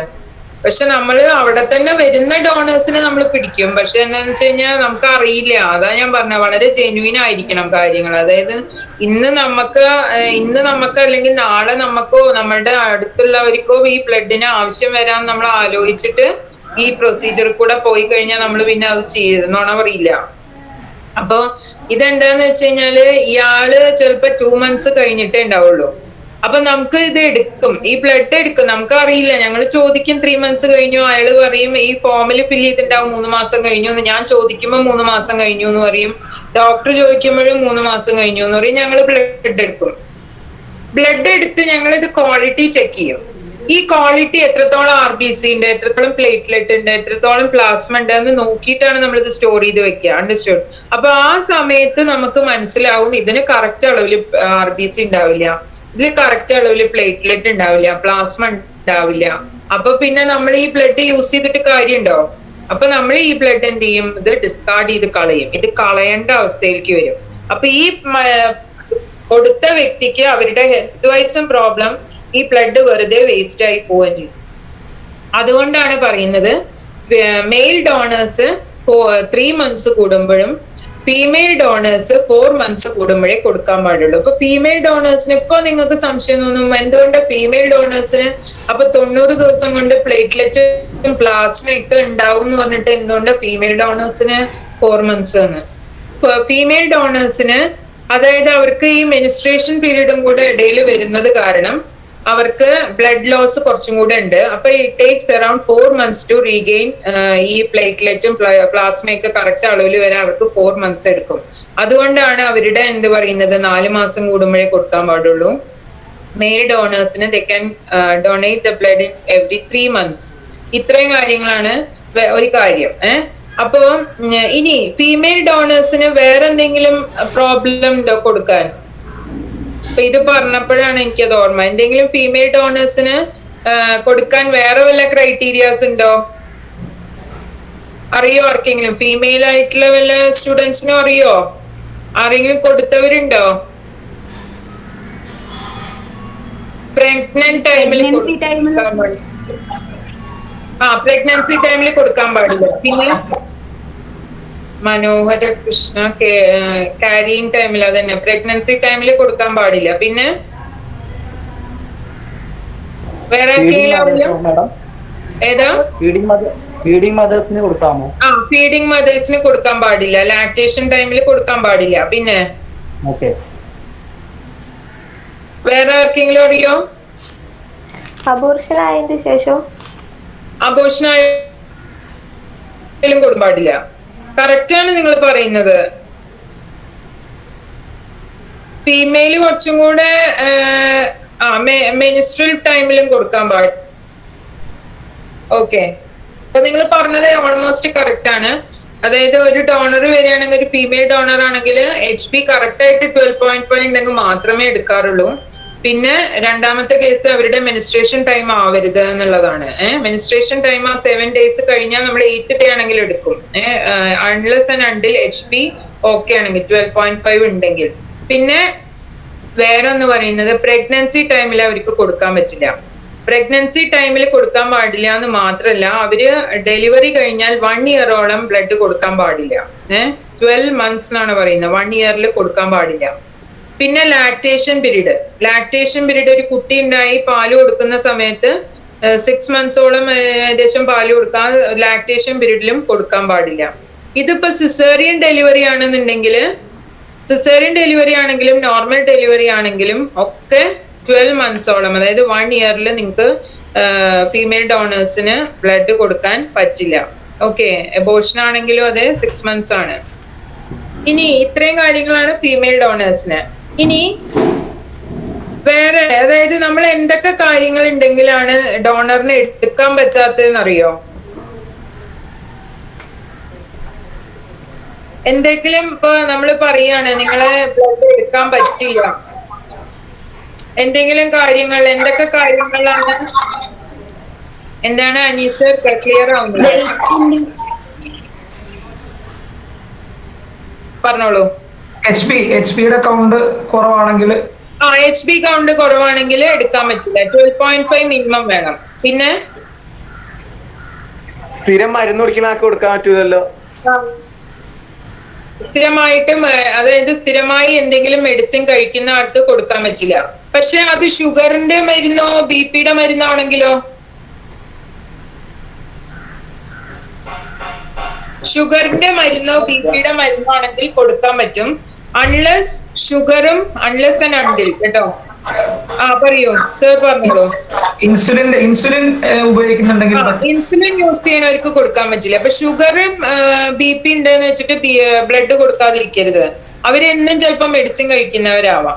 പക്ഷെ ഷുഗറും BP-യും കൺട്രോൾഡ് ആണെന്നുണ്ടെങ്കിൽ, മരുന്ന് കഴിച്ചിട്ട് കൺട്രോൾഡ് ആണെന്നുണ്ടെങ്കിൽ അവർക്ക് ബ്ലഡ് ഡൊണേറ്റ് ചെയ്യണതിന് പ്രശ്നമില്ല. പക്ഷെ ഇൻസുലിൻ യൂസ് ചെയ്യണവരുണ്ട്, ഷുഗർ വന്നിട്ട് ഇൻസുലിൻ യൂസ് ചെയ്യണവർക്ക് ഒരിക്കലും ബ്ലഡ് കൊടുക്കാൻ പറ്റില്ല.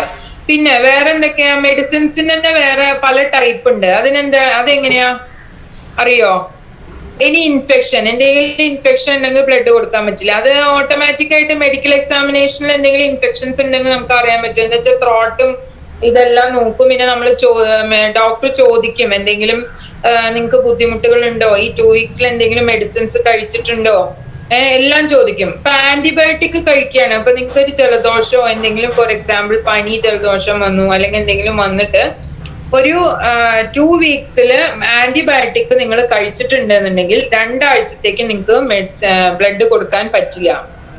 ഓക്കെ, പിന്നെ വേറെന്താ? അപ്പൊ സാധാരണ ഇപ്പൊ നിങ്ങളൊരു പാരസെറ്റമോൾ കഴിച്ചു, അല്ലെങ്കിൽ നിങ്ങൾ ഒരു ഗ്യാസ്ട്രൈറ്റിസ് വന്നിട്ട് എന്തെങ്കിലും മരുന്ന് കഴിച്ചു, അപ്പൊ അത് എപ്പോ കൊടുക്കാം? ആരോ എഴുതിയിട്ടുണ്ട് ടാറ്റൂനെ കുറിച്ച്, അത് വരാം. ഇപ്പൊ പാരസെറ്റമോൾ കഴിച്ചാൽ ബ്ലഡ് കൊടുക്കാൻ പറ്റുമോ? ആർക്കെങ്കിലും ഐഡിയ ഉണ്ടോ? കൊടുക്കാം. എങ്ങനെ കൊടുക്കാം? ഇന്ന് ഞാനിപ്പോ പാരസെറ്റമോൾ കഴിച്ച് ഇന്ന് ഞാൻ പോയിട്ട് ബ്ലഡ് കൊടുക്കാൻ പറ്റുമോ?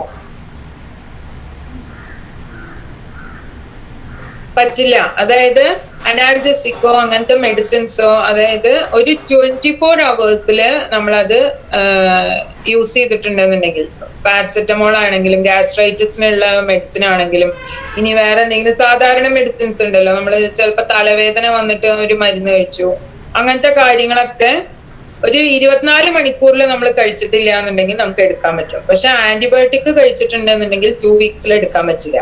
ഇനി വാക്സിനേഷൻ, എല്ലാവർക്കും സംശയമുള്ള ഒരു കാര്യമാണ് ഇപ്പൊ വാക്സിനേഷൻ, അല്ലേ?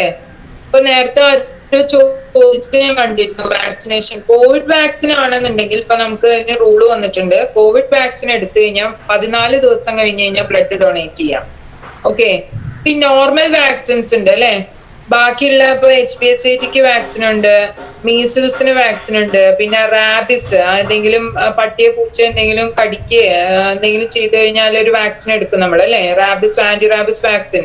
ഇതൊക്കെ എടുത്തു കഴിഞ്ഞാൽ എത്ര വരെ കൊടുക്കാതിരിക്കാം എന്ന് ആർക്കെങ്കിലും അറിയോ? വാക്സിൻ എടുത്താൽ 1 month കഴിഞ്ഞാൽ കൊടുക്കാൻ പറ്റില്ലേ? ഇല്ല, എല്ലാ വാക്സിനും പറ്റില്ല. അതായത് ഈ പറഞ്ഞ പോലെ ഇപ്പൊ അത് കോവിഡ് വാക്സിൻ ആണെന്നുണ്ടെങ്കിൽ 14 days ആണ് വെച്ചിട്ടുള്ളത്. ബാക്കി എല്ലാ വാക്സിൻസും 6 മാസം വരെ കൊടുക്കാൻ പറ്റില്ല കേട്ടോ. 6 months വരെ നിങ്ങൾക്ക് ബ്ലഡ് കൊടുക്കാൻ പാടില്ല എന്നുള്ളതാണ് അതിന്റെ ഒരു നിയമം. അതെന്താന്ന് വെച്ചാൽ ഈ വാക്സിന്റെ കണ്ടന്റ് 6 monthsോളം നിങ്ങളുടെ ഇതിൽ ആന്റിബോഡി ഡെവലപ്പ് ചെയ്യാൻ ടൈം എടുക്കുന്നുണ്ട്. അപ്പൊ അത് നമ്മൾ ബ്ലഡ് ആയിട്ട് കൊടുത്തു കഴിഞ്ഞാൽ അത് ആ പേഷ്യന്റിന് കിട്ടി പ്രോബ്ലം വരും. അതുകൊണ്ടാണ് 6 months വരെ കൊടുക്കാൻ പാടില്ല എന്ന് പറയുന്നത്. പക്ഷെ കോവിഡ് വാക്സിൻ എത്തിക്കഴിഞ്ഞാൽ ഇത് 14 days കൊണ്ട് അതിന്റെ ആന്റിബോഡി ഡെവലപ്പ് ആവുന്നുണ്ട്. അതുകൊണ്ടാണ് 14 ദിവസം കഴിഞ്ഞ് കഴിഞ്ഞാൽ, അത് 2 ആഴ്ചയാണല്ലോ പറയുന്നത്, അപ്പൊ 14 days കഴിഞ്ഞാൽ നിങ്ങൾക്ക് ബ്ലഡ് ഡൊണേറ്റ് ചെയ്യാം. ഓക്കെ. ഇനി ഒരു സർജറി കഴിഞ്ഞ ആൾക്ക് എത്ര വരെ ഡൊണേറ്റ് ചെയ്യാൻ പാടില്ല? കഴിഞ്ഞ വർഷം ഒരു സർജറി കഴിഞ്ഞ ആൾക്ക് ഡൊണേറ്റ് ചെയ്യാൻ പറ്റുമോ ബ്ലഡ്?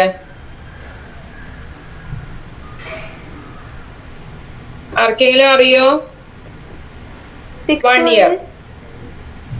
അതായത് മേജർ സർജറി ആണെന്നുണ്ടെങ്കിൽ 1 വർഷത്തോളം ഡൊണേറ്റ് ചെയ്യാൻ പറ്റില്ല. ചെറിയ പ്രൊസീജിയേഴ്സ് ഉണ്ടാവും. ചെറിയ പ്രൊസീജിയേഴ്സ്, അതായത് അവിടെ മാത്രം ധരിപ്പിച്ച് ചെയ്യുന്ന ചില പ്രൊസീജിയേഴ്സ് ഉണ്ട്. അപ്പൊ ഏത് പോർഷനിലാണോ എന്ന് വെച്ചാൽ ആ ചെറിയ പോർഷൻ മാത്രം, ചിലപ്പോ കാലൊടിഞ്ഞിട്ട് ചെറിയൊരു സർജറി അവിടെ എന്തെങ്കിലും ചെറുതായിട്ടൊന്ന് ചെയ്യേണ്ടി വന്ന, അപ്പൊ അവിടെ മാത്രം ധരിപ്പിച്ച് ചെയ്യണതാണെങ്കിൽ 6 മാസം വരെ കൊടുക്കാൻ പാടില്ല. പക്ഷെ മേജർ സർജറി ആണെന്നുണ്ടെങ്കിൽ 1 വർഷം വരെ ബ്ലഡ് കൊടുക്കാൻ പാടില്ല. ഇതൊക്കെ റീസൺ എന്താണെന്നറിയോ? ഈ മേജർ സർജറിക്കും മൈനർ സർജറിക്കൊക്കെ ഇത് ഇത്രയും ഡെഫർ ചെയ്യാൻ കാരണം എന്ന് വെച്ചാൽ നിങ്ങളുടെ ബ്ലഡ് ലോസ് ഉണ്ടാവും. മനസ്സിലായോ? ക്യാൻസർ പേഷ്യന്റ് ഡൊണേറ്റ് ചെയ്യാൻ പറ്റുമോ എന്ന് വെച്ചിട്ടുണ്ട്. ക്യാൻസർ പേഷ്യൻസിന് ഡൊണേറ്റ് ചെയ്യാൻ പറ്റില്ല കേട്ടോ. അപ്പൊ മേജർ സർജറി കഴിഞ്ഞ ആളുടെ എന്തായിട്ടും ഓട്ടോമാറ്റിക് ആയിട്ട് അവർക്ക് ബ്ലഡ് ലോസ് ഉണ്ടാവും. അപ്പൊ അതൊക്കെ റീഗെയിൻ ചെയ്ത് വരാൻ ഓൾമോസ്റ്റ് 1 year ടൈം എടുക്കും. ആ ഒരു എല്ലാതും പ്രോപ്പർ ആയിട്ട് വരാം. അപ്പൊ മേജർ സർജറി കഴിഞ്ഞ ആൾക്കാർക്ക് 1 year ബ്ലഡ് കൊടുക്കാൻ പാടില്ല. മൈനർ സർജറി ആണ് ചെയ്തിട്ടില്ലെങ്കിൽ 6 monthsോളം ബ്ലഡ് കൊടുക്കാൻ പാടില്ല. ഇനി ഒരാള് രക്തം സ്വീകരിച്ച ആൾക്ക് ബ്ലഡ് കൊടുക്കാൻ പറ്റുമോ? ഇപ്പൊ ഒരാള് ബ്ലഡ് കഴിഞ്ഞ വർഷം ബ്ലഡ് സ്വീകരിച്ചിട്ടുണ്ട്, അയാൾക്കൊരു ചെറിയൊരു ആക്സിഡന്റ് പറ്റി അയാൾക്ക് ബ്ലഡ് കയറ്റേണ്ടതായിട്ട് വന്നു, അയാൾക്ക് ഇപ്പൊ ബ്ലഡ് കൊടുക്കാൻ പറ്റുമോ? ആർക്കെങ്കിലും അറിയോ അത്?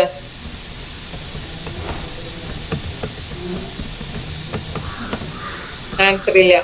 അതായത് ഇല്ല, നോ എന്ന് പറഞ്ഞിട്ടുണ്ട്. മൂസിൻ KP, ആൽഫിൻ O ഒക്കെ വന്നിട്ടുണ്ട് കേട്ടോ. 3 months കഴിഞ്ഞാൽ കൊടുത്തൂടെ? ഇല്ല. അതായത് നമ്മളിപ്പോ നമുക്ക് ബ്ലഡ് കയറ്റിയിട്ടുണ്ട് എന്നുണ്ടെങ്കിൽ ഓൾമോസ്റ്റ് 1 year നമുക്ക് ബ്ലഡ് കൊടുക്കാൻ പാടില്ല എന്നുള്ളതാണ് അതിന്റെ നിയമം. അതായത് മെയിൻ ആയിട്ട് എന്താന്ന് വെച്ച് കഴിഞ്ഞാൽ ഒരു ഫോറിൻ ബോഡിയാണ് അല്ലെ, ഒരു ബ്ലഡ് പുതിയ വേറൊരാളുടെ ബ്ലഡ് മേലേക്ക് കയറി വരിക എന്ന് പറഞ്ഞാൽ അതൊരു ഫോറിൻ പാർട്ടിക്കിൾ ആണ്. അപ്പൊ അത് നമ്മളുടെ ബോഡിയിലായി അതിനെ എല്ലാതും പ്രോപ്പർ ആയിട്ട് വരാൻ ഓൾമോസ്റ്റ് 1 year ടൈം എടുക്കും. അപ്പൊ അതുകൊണ്ടാണ് പറയുന്നത് റിസീവ് ചെയ്ത ആൾക്ക് ബ്ലഡ് കയറ്റേണ്ടി വന്ന ആൾക്കാർക്ക് ഒരിക്കലും 1 വർഷത്തോളം ബ്ലഡ് കൊടുക്കാൻ പറ്റില്ല. ഇനി ആന്റിബയോട്ടിക്സും അനാൽജസിക്സും വൈറ്റമിൻ ടാബ്ലറ്റ് ഒക്കെ പറഞ്ഞു. ഇനി സ്മോക്കിംഗ് ചെയ്തുള്ള ആൾക്കാർക്ക് സ്മോക്ക് ചെയ്ത ആൾക്കാർക്ക് ബ്ലഡ് കൊടുക്കാൻ പറ്റുമോ? ഞാൻ ഇന്നലെ സ്മോക്ക് ചെയ്തു, ഇന്ന് ബ്ലഡ് കൊടുക്കാൻ പറ്റുമോ? ഇല്ല. നിത്യ ബാലൻ നോ പറഞ്ഞിട്ടുണ്ട്, ആൽപിൻ നോ പറഞ്ഞിട്ടുണ്ട്, മുഹമ്മദ് ഫവാസ് നോ പറഞ്ഞിട്ടുണ്ട്. അപ്പൊ എത്രത്തോളം ടൈം ഉണ്ട് സ്മോക്കിങ്ങിന്? സ്മോക്കിംഗ് ചെയ്യണത് കണ്ടിന്യൂസ് സ്മോക്കർ ആണ്, അയാൾക്ക് എപ്പോഴൊക്കെ ബ്ലഡ് കൊടുക്കാൻ പറ്റും പറ്റില്ല? അപ്പൊ സ്മോക്കിംഗ് ചെയ്ത ആൾക്കാർക്ക് 2 hours-ഓളം, ഒരു മണിക്കൂറല്ല, വിഷ്ണു 1 എഴുതിയിട്ടുണ്ട്, 1 അല്ല 2 hours, 2 hours പ്രയർ സ്മോക്ക് ചെയ്ത് കഴിഞ്ഞാലേ നമുക്ക് ബ്ലഡ് കൊടുക്കാം. അതായത് സ്മോക്ക് ചെയ്തിട്ട് 2 മണിക്കൂറെങ്കിലും കഴിയണം. ഇനി ഡ്രിങ്ക്സ് ആൽക്കഹോളിക് ആണെന്നുണ്ടെങ്കിലോ, ആൽക്കഹോളിക് ആയിട്ടുള്ള ഒരാൾക്ക് എത്ര ടൈം ഡെഫറിലുണ്ട് അറിയോ? 24 hours. ഐഷ, ഫർസാന, മുഹമ്മദ്, കുറെ പേര് എഴുതിയിട്ടുണ്ട് 24 hours. ഷുഹൈബ്, സഫ്വാൻ. ഓക്കെ, അപ്പൊ ഓൾമോസ്റ്റ് എല്ലാവർക്കും അറിയാലോ അല്ലെ കാര്യം? അത് വളരെ നന്നായിട്ട് എല്ലാവർക്കും അറിയാം കേട്ടോ. 24 hours-ന് നിങ്ങക്ക് ബ്ലഡ് കൊടുക്കാൻ പറ്റില്ല. അപ്പൊ ആൽക്കഹോൾ യൂസ് ചെയ്തിട്ടുണ്ട്, ആൽക്കഹോൾ കൺസ്യൂം ചെയ്തിട്ടുണ്ടെന്നുണ്ടെങ്കിൽ 24 hours-ഓളം ബ്ലഡ് കൊടുക്കാൻ പറ്റില്ല. സ്മോക്ക് ചെയ്തിട്ടുണ്ടെങ്കിൽ 2 hours-ഓളം ബ്ലഡ് കൊടുക്കാൻ പറ്റില്ല. ഇനി ഡ്രഗ്സ് യൂസ് ചെയ്യുന്ന ആൾക്ക് എന്തെങ്കിലും ഡ്രഗ്സ്, ഇഞ്ചക്ഷൻ ഡ്രഗ്സോ വേറെ എന്തെങ്കിലും യൂസ് ചെയ്യുന്ന ഡ്രഗ്സോ, പിന്നെ ഈ ഹാൻഡ്സ്, നാവിന് അടിയിൽ വെച്ച് ഒരു സാധനമൊക്കെ ഉണ്ടല്ലോ, അതൊക്കെ യൂസ് ചെയ്യുന്നവര് എടുക്കാൻ പറ്റുമോ ബ്ലഡ്? അവർക്ക് എത്ര നേരം കൊടുക്കാൻ പറ്റാതിരിക്കാം? നോ, കൊടുക്കാൻ പറ്റില്ല. എല്ലാരും എഴുതിയിട്ടുണ്ട് നോന്ന്. അതെന്തുകൊണ്ടാ ഇത്രയും ഭയങ്കര പെട്ടെന്ന് നോ വന്നു? അതെന്താ റീസൺ? ആർക്കെങ്കിലും അറിയോ? വോയിസ് വെച്ചിട്ട് പറയാൻ പറ്റുമോ ആർക്കെങ്കിലും? എന്തുകൊണ്ടാണ് ഇപ്പോ ഡ്രഗ്സ് യൂസ് ചെയ്യണവർക്ക് ബ്ലഡ് കൊടുക്കാൻ പറ്റില്ല എന്ന് പറയുന്നത്? ശരിയാണ് പറയുന്നത്, ബ്ലഡ് കൊടുക്കാൻ ഒരിക്കലും നമ്മൾ ബ്ലഡ് എടുക്കില്ല. ഡ്രഗ്സ് യൂസ് ചെയ്യുന്നവരും പിന്നെ ഇഞ്ചക്ഷൻ ഡ്രഗ്സ് ആണെങ്കിലും എന്ത് ഡ്രഗ്സ് ആണെങ്കിലും നമ്മൾ യൂസ് ചെയ്യുന്നവര് എടുക്കില്ല. പിന്നെ ഈ പറയുന്ന പോലെ ഹാൻഡ്സ് ഒക്കെ യൂസ് ചെയ്യുന്ന വിസ്മയ പറയൂ. ഇതിന്റെ അംശം അവരെ ബ്ലഡില് ഉള്ളതുകൊണ്ട്. പിന്നെ അത് മാത്രല്ല, അതൊരു റീസണാണ് കേട്ടോ. പറയൂ, എന്താണ്? വിഷ്ണു കേട്ടില്ല. അതായത് നമ്മളിപ്പോ രക്തം കൊടുക്കുന്ന ആൾ ഇതൊക്കെ ചെയ്തിട്ടുണ്ടെങ്കിൽ ആ സ്വീകരിക്കുന്ന ആൾക്ക് ചിലപ്പോ അത് അഡിക്റ്റ് ആവാൻ ചാൻസ് ഉണ്ടായിരിക്കും. അതായിരിക്കും. അതില്ല. പിന്നെ ഡ്രഗ്സിന് അഡിക്റ്റ് ആയ ആൾക്കാരുടെ നെർവ്സ് ഒക്കെ ഫുള്ള് വീക്കാണ്. ഓക്കെ, പിന്നെ അത് ശരിയാണ്. ഇൻഫെക്ഷൻ വരാൻ ചാൻസ് ഉണ്ട്, ബ്ലഡ് പ്രഷർ, അതൊന്നുമല്ല റീസൺ. ഇൻഫെക്ഷൻ ഒക്കെ വരാൻ ചാൻസ് ഉണ്ട് അവർക്ക്. പല അർഷദ് എന്തോ പറയാൻ പുറപ്പെട്ടല്ലോ. മാഡം, ഒരു മാനസികമായിട്ട് എന്തെങ്കിലും അങ്ങനെ പ്രോബ്ലം ഉണ്ടാവും. ശരിയാണ്, മാനസികമായിട്ട് അവര് സ്റ്റേബിൾ ആവില്ല. കൗൺസിലിംഗിൽ നിങ്ങൾ കണ്ടെത്താൻ കഴിയില്ല അങ്ങനെ? അതൊക്കെ കണ്ടെത്തി, ഞങ്ങൾ കണ്ടെത്തി ഡെഫറി തന്നെ ചെയ്യും. പക്ഷെ അത് കൊടുക്കാൻ പാടില്ല എന്ന് പറയുന്ന വല്ല റീസൺ ഉണ്ടോ എന്നാണ് ഞാൻ ചോദിക്കുന്നത്.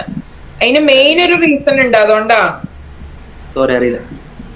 ഓക്കെ, അതായത് മെയിൻ റീസൺ എന്ന് പറയണതേ ഇവര് ഏറ്റവും കൂടുതൽ പ്രോൺ ആയിട്ടുള്ള ഈ ഇഞ്ചക്ഷൻ ഡ്രഗ് യൂസേഴ്സും എല്ലാം പ്രോൺ ആയിട്ടുള്ളത് HIV ഇൻഫെക്ഷൻ ആണ്. മനസ്സിലായോ? അതായത് ഈ ഡ്രഗ്സ് സിറിഞ്ച് എന്ന് പറഞ്ഞ സാധനം ഒരാളായിരിക്കില്ലേ ഉപയോഗിക്കുന്നത്, അത് ഇപ്പോഴും അങ്ങനെയൊക്കെ ഉണ്ട് കേട്ടോ.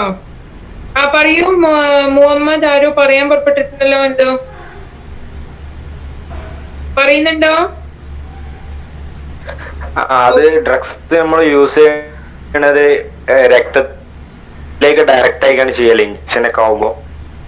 അതെ, രക്തത്തിലേക്ക് ഡയറക്റ്റ് ആണ് ചെയ്യുന്നത്. ഓക്കെ, വെയിനിലേക്കാണ് അല്ലെ ഇഞ്ചക്ഷൻ ഡ്രഗ് യൂസേഴ്സ് എന്ന് പറയുന്നത്. ID യൂസേഴ്സിന്റെ ഭയങ്കര ഡേഞ്ചറസ് ആണ്. അതായത് നമുക്കിപ്പോ HIV ഇൻഫെക്ഷൻസോ ഹെപ്പറ്റൈറ്റിസ് B, C ഇങ്ങനത്തെ ഇൻഫെക്ഷൻസ് ഒന്നും 6 months വരെ അതിന്റെ വിൻഡോ പീരീഡ് ഉണ്ട്.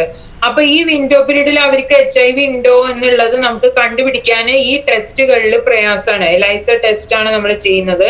എലൈസയില് ഈ വിൻഡോ പീരീഡില് നമുക്ക് ഇവർക്ക് ഇത് ഉണ്ടോ എന്നുള്ളത് കണ്ടുപിടിക്കാൻ ഭയങ്കര പ്രയാസമാണ്. അപ്പൊ അതൊരു 1 year-ഓളം നമ്മള് അവരെ 1 year എന്നല്ല, കംപ്ലീറ്റ്ലി നമ്മൾ ഡെഫർ ചെയ്യും. ഓക്കെ, 1 year അല്ല, സോറി. ഈ ഡ്രഗ്സ് യൂസ് ചെയ്യണവരെ നമ്മൾ 1 year എന്നല്ല, കംപ്ലീറ്റ്ലി നമ്മൾ ഒരിക്കലും അവരുടെ ഇത് നമ്മൾ എടുക്കാറില്ല, സ്വീകരിക്കാറില്ല. ഇങ്ങനത്തെ പല, ഇപ്പൊ നിങ്ങൾ പറഞ്ഞതൊക്കെ അതിലുണ്ട് കേട്ടോ. ഇൻഫെക്ഷൻസ് ഉണ്ടാവാം, അവരുടെ ബ്ലഡിൽ ഇത് ഉണ്ടാവാം, ഈ അംശം അതിലുണ്ടാവാം. അപ്പൊ ഈ കിട്ടുന്ന പേഷ്യൻസിന് അത് പ്രശ്നമാണ്. ഇതിന്റെയൊക്കെ മെയിൻ ഇതാണ് HIV, ഹെപ്പറ്റൈറ്റിസ് B, C എന്നുള്ള ഈ 3 അസുഖങ്ങള് ഇവർക്ക് ഉണ്ടോ എന്നുള്ളത് അറിയണം എന്നുണ്ടെങ്കിൽ 6 months എങ്കിലും കഴിയണം. അപ്പം ഇപ്പൊ ഒരു 1 month ആയിട്ട് ഉപയോഗിച്ച് തുടങ്ങിയിട്ടുള്ള ആൾക്ക് നമ്മളുടെ അടുത്ത് വന്ന് ബ്ലഡ് തന്ന് നമ്മൾ എലൈസ ടെസ്റ്റ് ചെയ്ത് കഴിഞ്ഞാൽ നമുക്ക് അറിയാൻ പറ്റില്ല ഇയാൾക്ക് ഇത് ഉണ്ടോ ഇല്ല എന്നുള്ളത്. പക്ഷെ ഉണ്ടാവാൻ വളരെ ചാൻസ് കൂടുതലാണ്. അപ്പൊ അത് അടുത്ത ആൾക്ക് കിട്ടണത്. അപ്പൊ അത് കാരണം നമ്മള് അതൊക്കെയാണ് ഈ കൗൺസിലിങ്ങും മെഡിക്കൽ എക്സാമിനേഷൻ വളരെ ഇമ്പോർട്ടന്റ് ആണ് എന്ന് പറയുന്നത്. അപ്പൊ ഇതിലാണ് നമ്മൾ അവരെ സ്ക്രീൻ ചെയ്തിട്ട് മാക്സിമം നമ്മൾ എടുക്കാതെ അവരെ എടുക്കില്ല കേട്ടോ. ഇങ്ങനത്തെ കേസ് വന്നു കഴിഞ്ഞാൽ ഒരിക്കലും എടുക്കില്ല. അത് ഒറ്റ ഒരു ചോദ്യത്തിൽ അവർ പറയൊന്നുമില്ല കേട്ടോ. ഡ്രഗ്സ് യൂസ് ചെയ്യുന്നവരാണോ എന്ന് ചോദിച്ചാൽ അവർ പറയില്ല ഞങ്ങൾ ഡ്രഗ്സ് യൂസ് ചെയ്യുന്നവരാണോ എന്ന് ഒരിക്കലും പറയില്ല. അപ്പൊ അത് പല ടാക്ടിക് കൂടെ ചോദിച്ച് മനസ്സിലാക്കി വന്നപ്പോ കുറച്ച് സമയം എടുക്കും. എന്നാലും അവരെ നമ്മൾ കംപ്ലീറ്റ്ലി ഡെഫർ ചെയ്യും. പിന്നെ പ്രഗ്നൻസി പറഞ്ഞു, അബോർഷൻ, ബ്രസ്റ്റ് ഫീഡിങ്, മെനിസ്ട്രേഷൻ, ഇത്രയും കാര്യങ്ങളില് 6 months. പ്രഗ്നൻസിയിൽ 1 year ആണ്. ഇനി ഡെലിവറി കഴിഞ്ഞാലും 1 year ആണ്. അത് സിസേറിയൻ ആണെങ്കിലും നോർമൽ ഡെലിവറി ആണെങ്കിലും 1 year നമ്മൾ എടുക്കില്ല. പിന്നെ മെനിസ്ട്രേഷൻ ടൈമില് ആ ടൈമിൽ എടുക്കാൻ പാടില്ല. ലാക്ടേഷൻ മദറാണ്, പാല് കൊടുക്കുന്ന അമ്മമാർക്ക് ബ്ലഡ് കൊടുക്കാൻ പാടില്ല. പിന്നെ ഇനി വേറൊന്ന് പറയുന്നുണ്ട്, ടാറ്റു ഒക്കെ ഉള്ളവർക്ക് എടുക്കാൻ പറ്റുമോ? ഹാർട്ട് ഡിസീസ് ഉള്ളവർക്ക് ഒരിക്കലും കൊടുക്കാൻ പറ്റില്ല. ശരിയാണ്. പിന്നെ ടാറ്റു ഉള്ളവർക്ക് എന്താ, ടാറ്റു ഉള്ളവർക്ക് എടുക്കാൻ പറ്റുമോ?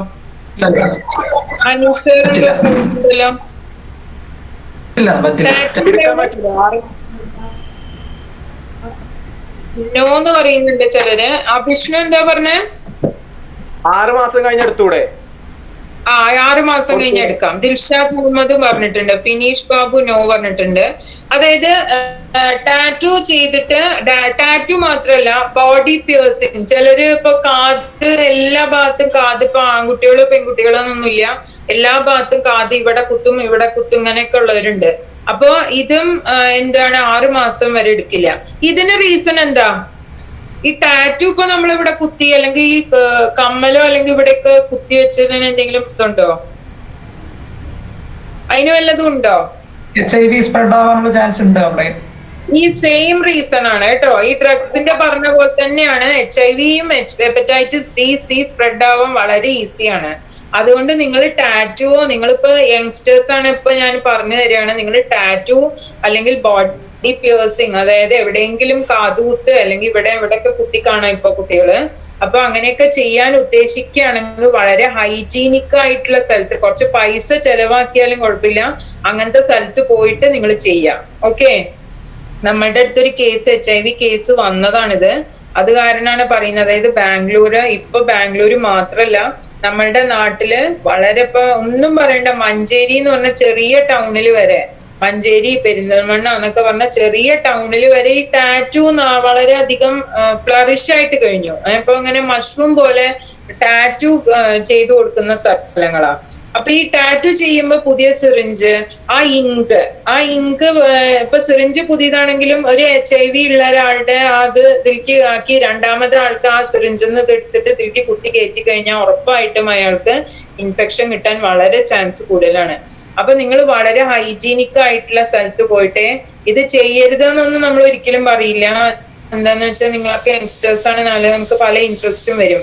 അപ്പൊ ഈ ടൈമിൽ തോന്നുന്ന ഇൻട്രസ്റ്റ് ആണ് ഇതെല്ലാം. ഇവിടെ ഒരു ടാറ്റു, ഇവിടെ ഒരു ടാറ്റു, ഇങ്ങനെ ഒരു ടാറ്റു, അങ്ങനെയൊക്കെ എല്ലാം ചെയ്യാനൊക്കെ തോന്നും. അതുപോലെ കാത് ഇനി സ്ഥലമില്ലാത്ത രീതിയിൽ ഇവിടെയൊക്കെ കുത്തിവെക്കും. ഇവിടെ കുത്തുന്ന കാണാം, അതൊക്കെ കാണാം. ഇതെല്ലാം ഇറ്റ്സ് ഓക്കെ. ഇത് നിങ്ങളുടെ യങ്സ്റ്ററിൽ ആ ഒരു ടൈമിലുള്ള തോന്നലുകളാണ്. അതൊന്നും നമ്മൾ ആരും ഒന്നും നമുക്ക് പറയാൻ പറ്റില്ല. പക്ഷെ അത് ചെയ്യുമ്പോൾ വളരെ ഹൈജീനിക് ആയിട്ടുള്ള സ്ഥലത്ത് പോയി ചെയ്ത് കഴിഞ്ഞാല് നമ്മളുടെ ഹെൽത്ത് ഇഷ്യൂസ് മാക്സിമം കുറയ്ക്കാം. ഓക്കെ, അല്ലാന്നുണ്ടെങ്കിൽ നമുക്ക് അറിയില്ല. 6 മാസം വരെ നമുക്ക് അറിയാനേ പറ്റില്ല. നമ്മളുടെ രസമൊക്കെ കഴിഞ്ഞ് ഒരു 6 മാസമൊക്കെ കഴിയുമ്പോഴായിരിക്കും ഇതിന്റെ ഓരോ പ്രശ്നങ്ങൾ തുടങ്ങാം. ഓക്കെ, അപ്പൊ അതുകൊണ്ട് കഴിവതും നിങ്ങൾ യങ്സ്റ്റേഴ്സ് ആയതുകൊണ്ട് വീണ്ടും വീണ്ടും പറയാണ്, നിങ്ങൾ അങ്ങനെ ചെയ്യുകയാണെങ്കിൽ ചെയ്യരുത് എന്നല്ല പറയുന്നത്. പക്ഷെ ഹൈജീനിക് ആയിട്ട് അതിന് ഓതറൈസ്ഡ് ആയിട്ടുള്ള സ്ഥലങ്ങളിൽ പോയി ചെയ്യാൻ വളരെയധികം ശ്രദ്ധിക്കണം കേട്ടോ. ഇനി അടുത്തത് എന്താന്ന് വെച്ച് കഴിഞ്ഞാല്, നിങ്ങക്ക് പല തെറ്റിദ്ധാരണകൾ ഉണ്ട് അല്ലെ. ഇതാണ് ഇപ്പൊ ബ്ലഡ് ഡൊണേഷന്റെ പ്രൊസീജിയേഴ്സ് കേട്ടോ. അപ്പൊ ബ്ലഡ് ഡൊണേഷൻ ഇപ്പൊ ഒരു ബ്ലഡ് ബാങ്കിൽ വന്നു കഴിഞ്ഞാലും നിങ്ങളൊരു ക്യാമ്പ് നടത്തുകയാണെങ്കിലും ഈ പ്രൊസീജിയർ കൂടെ ഒക്കെ കടന്നു പോകും. ഇപ്പൊ ക്യാമ്പ് ആണെന്നുണ്ടെങ്കിൽ നിങ്ങളുടെ അവിടെ വന്ന് ഞങ്ങളൊരു ക്യാമ്പ് ചെയ്യുകയാണെങ്കിലും കിടക്കാനൊരു ബെഡ് അല്ല, നമ്മളിപ്പോ അറ്റ്ലീസ്റ്റ് ഇപ്പൊ കോളേജിലൊക്കെ ചെയ്യുകയാണെങ്കിൽ ഡെസ്ക് കൂട്ടി 2 കൂട്ടിയിട്ടിട്ടാണ് നമ്മളൊരു ടേബിൾ ഷീറ്റ് വെച്ചിട്ട് അവിടെയാണ് കിടത്തിയിട്ട് ചെയ്യാറുള്ളത്. റിഫ്രഷ്മെന്റിന് വേറൊരു സ്ഥലം, ഒരു ഏരിയ വേണം. അവിടെയും ഇതേപോലെ ഒരു ബെഡും പിന്നെ ചെറിയ ഇരിക്കാനുള്ള സ്പേസും കൊടുക്കും. അവിടെ നമ്മൾ എന്തെങ്കിലും അവർക്ക് കഴിക്കാനുള്ള സംവിധാനങ്ങൾ ഉണ്ടാക്കണം. ഇതുപോലെ മെഡിക്കൽ എക്സാമിനേഷനും കൗൺസിലിങ്ങും ഇതെല്ലാം കഴിഞ്ഞിട്ട് ഇവരുടെ എടുക്കുള്ളൂ. ഇത് കഴിഞ്ഞാൽ ബ്ലഡ് കൊണ്ടുവന്നിട്ട് ബ്ലഡ് ഗ്രൂപ്പിങ്ങും ഈ 5 ടെസ്റ്റും ഇതെല്ലാം ചെയ്യും. ഇതപ്പോ സെയിം പ്രൊസീജിയേഴ്സ് ആണ്. ഓൺലി തിങ് നമ്മൾ ബ്ലഡ് ബാങ്കിൽ നിന്നല്ല എടുക്കുന്നത്. നിങ്ങളുടെ അവിടെ എവിടെയാന്ന് വെച്ച് കഴിഞ്ഞാൽ ഔട്ട്റീച്ച് ആയിട്ട് വന്ന് എടുക്കുന്നു എന്നൊരു വ്യത്യാസം മാത്രമേ ഉള്ളൂ. അപ്പൊ ഇത് സെയിം പ്രൊസീജിയേഴ്സ് സെയിം ആണ് കേട്ടോ. ഇനി ബ്ലഡ് ഡൊണേഷനെയും അല്ലെങ്കിൽ ഡൊണേറ്റ് ചെയ്ത ബ്ലഡിനെ കുറിച്ചും പല ധാരണകളും ഉണ്ട് അല്ലെ പലർക്കും. ഇപ്പൊ നേരത്തെ നിങ്ങളുടെ ഒരു മാഡം പറഞ്ഞിരുന്നു മോന് ഭയങ്കര പേടിയാണ്, സിറിഞ്ചിനെ പേടിയുണ്ട് എന്ന് പറഞ്ഞു. അങ്ങനെ പല പേടികളുണ്ട്. How long does it take for a person with malaria to donate? Malaria ഉണ്ടെങ്കിൽ എടുക്കില്ല കേട്ടോ മോനെ. അങ്ങനത്തെ അസുഖങ്ങളൊന്നും മലേറിയ അതിന് വേണ്ടിയിട്ട് ടെസ്റ്റ് ചെയ്യുന്നത്. മലേറിയ, സിഫിലിസ് ഇങ്ങനത്തെ അസുഖങ്ങളൊന്നും ഉണ്ടെങ്കിൽ വൺസ് ഡയഗ്നോസ് ചെയ്ത് എടുക്കാൻ പറ്റില്ല. അതിനാണ് 5 ടെസ്റ്റ് ചെയ്യുന്നത് തന്നെ. മലേറിയ ഒക്കെ രക്തം ഡൊണേഷൻ കഴിയോ? പറ്റുമോ? ആർക്കാണ്? മൈഗ്രെയിൻ ഒക്കെ അല്ലേ, തലവേദന, മൈഗ്രെയിൻ ഒന്നും പ്രോബ്ലം ഇല്ല കേട്ടോ. മൈഗ്രെയിൻ ഉള്ളവർക്ക് ഡൊണേറ്റ് ചെയ്യാം. പക്ഷെ മൈഗ്രെയിന് ചിലപ്പോ മെഡിസിൻ കഴിക്കുമല്ലോ. അപ്പൊ ഇന്ന് മെഡിസിൻ കഴിച്ചിട്ട് വന്നവർക്ക് എടുക്കാൻ പറ്റില്ല. 24 hours മെഡിസിൻ കഴിച്ചിട്ടുണ്ടെങ്കിൽ മൈഗ്രെയിൻ ഉണ്ടെങ്കിൽ ബ്ലഡ് എടുക്കുന്നതിന് ഒരു കുഴപ്പമില്ല. ഓക്കെ, മരുന്ന് കഴിക്കുകയാണെങ്കിലോ? സ്ഥിരമായിട്ട് മരുന്ന് കഴിക്കുകയാണെങ്കിലും എടുക്കാം. പക്ഷെ എന്തിനുള്ള മെഡിസിനാന്നുള്ളത് അതിനനുസരിച്ചിരിക്കും കാര്യങ്ങൾ കേട്ടോ. ഫിക്സ് ഒക്കെ ഉള്ള ആൾക്കാർ മരുന്ന് കഴിക്കുമ്പോഴോ? എന്തിനാ? ഫിക്സ് ആണോ? ഫിക്സിന് മെഡിസിൻ ഫിക്സിന് നമ്മൾ എടുക്കില്ല. ഫിക്സ് ഭയങ്കര, അതായത് ബ്ലഡ് എടുത്തു കഴിഞ്ഞാൽ ഓട്ടോമാറ്റിക് ആയിട്ട് ഈ ബ്ലഡ് ഷുഗർ കുറയുമ്പോഴേ ഫിക്സ് പിന്നെയും വരാൻ ചാൻസ് ഉണ്ട്. അതുകൊണ്ടാണ്, അല്ലാതെ മെഡിസിന്റെ പ്രശ്നമല്ല. മെഡിസിനും പ്രോബ്ലം ഉണ്ട്, ഇല്ല എന്നല്ല. അത് പക്ഷെ വൺ സ്റ്റോപ്പ് ചെയ്ത ആൾക്ക് ഫിക്സ് വരാനും സാധ്യത ഉണ്ട്. ഇനി അതല്ലാതെ നിങ്ങളുടെ എടുക്കുകയാണെങ്കിലും വളരെ അധികം ചാൻസ് കൂടുതലാണ് എന്തിന് ഫിക്സ് വരാനായിട്ട്. ഷുഗർ കുറഞ്ഞു കഴിഞ്ഞാൽ അതായത് ബ്രെയിനിലേക്ക് പ്രോപ്പർ ആയിട്ട് ബ്ലഡ് എത്തിയിട്ടില്ലെങ്കിൽ ഫിക്സ് പിന്നെയും വരാൻ ചാൻസ് ഉണ്ട്. അപ്പൊ അതുകൊണ്ട് ഫിക്സ് ഉള്ളവരെ നമ്മൾ എടുക്കാറില്ല കേട്ടോ. റെഫർ ചെയ്ത് വിടലാണ്. നൂറുദ്ദീൻ ഓക്കെ അല്ലേ? ഓക്കെ. ഇനി ചിലരുടെ ഒരു ധാരണ. ഹർഷദ് എന്താ ചോദിക്കുന്നത്? മാഡം 2 സംശയമുണ്ട്. ഒന്ന് ക്യാൻസർ ചെക്ക് ചെയ്യുമോ? പറയൂ. ക്യാൻസർ എടുക്കില്ല എന്ന് പറഞ്ഞു. അത് അതിനുള്ള ടെസ്റ്റ് ചെക്ക് ചെയ്യുമോ? ടെസ്റ്റ് ചെയ്യുന്നില്ല. ഡോണറിനോട് ഇപ്പൊ എന്തെങ്കിലും മാലിഗ്നൻസി അവർക്ക് എവിടെയെങ്കിലും ഡിറ്റക്ട് ചെയ്തിട്ടുള്ള ആള്, ഓൺഗോയിങ് അവർക്ക് ട്രീറ്റ്മെന്റ് ഉള്ള ആളാണെന്ന്, അവര് കീമോതെറാപ്പി ചെയ്തിട്ടുണ്ടാവും, അവര് റേഡിയേഷൻ ചെയ്തിട്ടുണ്ടാവും, അവര് മെഡിക്കേഷൻസ് കഴിച്ചുകൊണ്ടിരിക്കുന്നവരാവാം. അപ്പൊ ഹൈലി ഡോസേജ് ഓഫ് മെഡിസിൻ ആയിരിക്കും അവർ കഴിക്കുന്നത്. അപ്പൊ അത് കാരണം എടുക്കാറില്ല. വൺസ് ക്യാൻസർ ഡിറ്റക്ട് ചെയ്ത് കഴിഞ്ഞാൽ അവരുടെ ബ്ലഡ് എടുക്കാറില്ല കേട്ടോ. അല്ല, അത് ക്യാൻസർ പേഷ്യന്റ് ആണ്, അവർക്ക് അറിയില്ലെങ്കിലോ? ഈ ഡോണർക്ക് അവർക്ക് അറിയില്ലെങ്കിൽ നമ്മൾ ഓട്ടോമാറ്റിക് ആയിട്ട് എടുക്കും. പക്ഷെ അതെന്ന് വെച്ച് കഴിഞ്ഞാൽ അത് കാരണം വേറെ ആൾക്ക് അത് എന്താണ് ഇത് മെയിനായിട്ട് എന്താന്ന് വെച്ച് കഴിഞ്ഞാൽ ഇപ്പൊ ഈ ട്രീറ്റ്മെന്റ് സ്റ്റാർട്ട് ചെയ്യുമ്പോൾ അവര് മെഡിക്കേഷൻസ് ഭയങ്കര സ്ട്രോങ് ആയിട്ടുള്ളതാവും. അപ്പൊ അവര് ബോഡി ഒന്നും കൂടെ വീക്ക് ആവും. അപ്പൊ ആ സമയത്ത് നമ്മൾ ഈ ബ്ലഡ് എടുക്കുക, പിന്നെ അതേപോലെ ആ മെഡിക്കേഷൻസ് ഉള്ള ബ്ലഡ് അതൊക്കെ റിസ്ക് ആയതുകൊണ്ടാണ് എടുക്കാത്തത്. അപ്പൊ അവര് അറിയാതെ ഉള്ള ഒരു കാര്യത്തിൽ നമ്മൾ ബ്ലഡ് എടുത്ത് അത് വേറൊരാൾക്ക് ഉപയോഗിച്ചു എന്ന് വെച്ചിട്ട് അവർക്കൊന്നും വരാൻ പോണില്ല കേട്ടോ. അവർക്കൊരു വീക്ക്നെസ് വരും എന്നല്ലാണ്ട്, പക്ഷെ അത് പിന്നീടായിരിക്കാം ചിലപ്പോ അറിയുന്നത്. അപ്പൊ അറിയാനൊന്നും പോണില്ല ചിലപ്പോ. അപ്പൊ അതുകൊണ്ട് വേറെ പ്രശ്നങ്ങളൊന്നുമില്ല.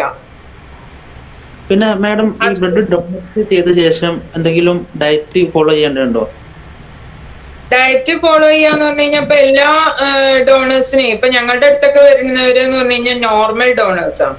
അതായത് അധികം പാവങ്ങളായിരിക്കും. ഇപ്പൊ അവരോട് ഞാൻ പോയിട്ട് നിങ്ങൾ കുറെ ഡേറ്റ്സ് കഴിക്കണം എന്നോ അല്ലെങ്കിൽ നിങ്ങൾ കുറച്ച് മുന്തിരിയുടെ അത് കഴിക്കണം എന്നൊക്കെ പറഞ്ഞു കഴിഞ്ഞാൽ ബുദ്ധിമുട്ടായിരിക്കും. അപ്പൊ നമ്മൾ ഏറ്റവും കൂടുതൽ പറഞ്ഞു കൊടുക്കുക, എത്രത്തോളം ഫ്ലൂയിഡ് ഇൻടേക്ക് ഉണ്ടോ അത്രയും വേഗം ബ്ലഡ് നോർമലായി വരും. 48 മണിക്കൂറാണ് ബ്ലഡ് നോർമലായി വരാൻ. 2 മണിക്കൂർ കൊണ്ട് ഞാൻ പറഞ്ഞല്ലോ നിങ്ങളുടെ എടുത്ത ബ്ലഡ് അതേപോലെ ദേഹത്ത് കയറും.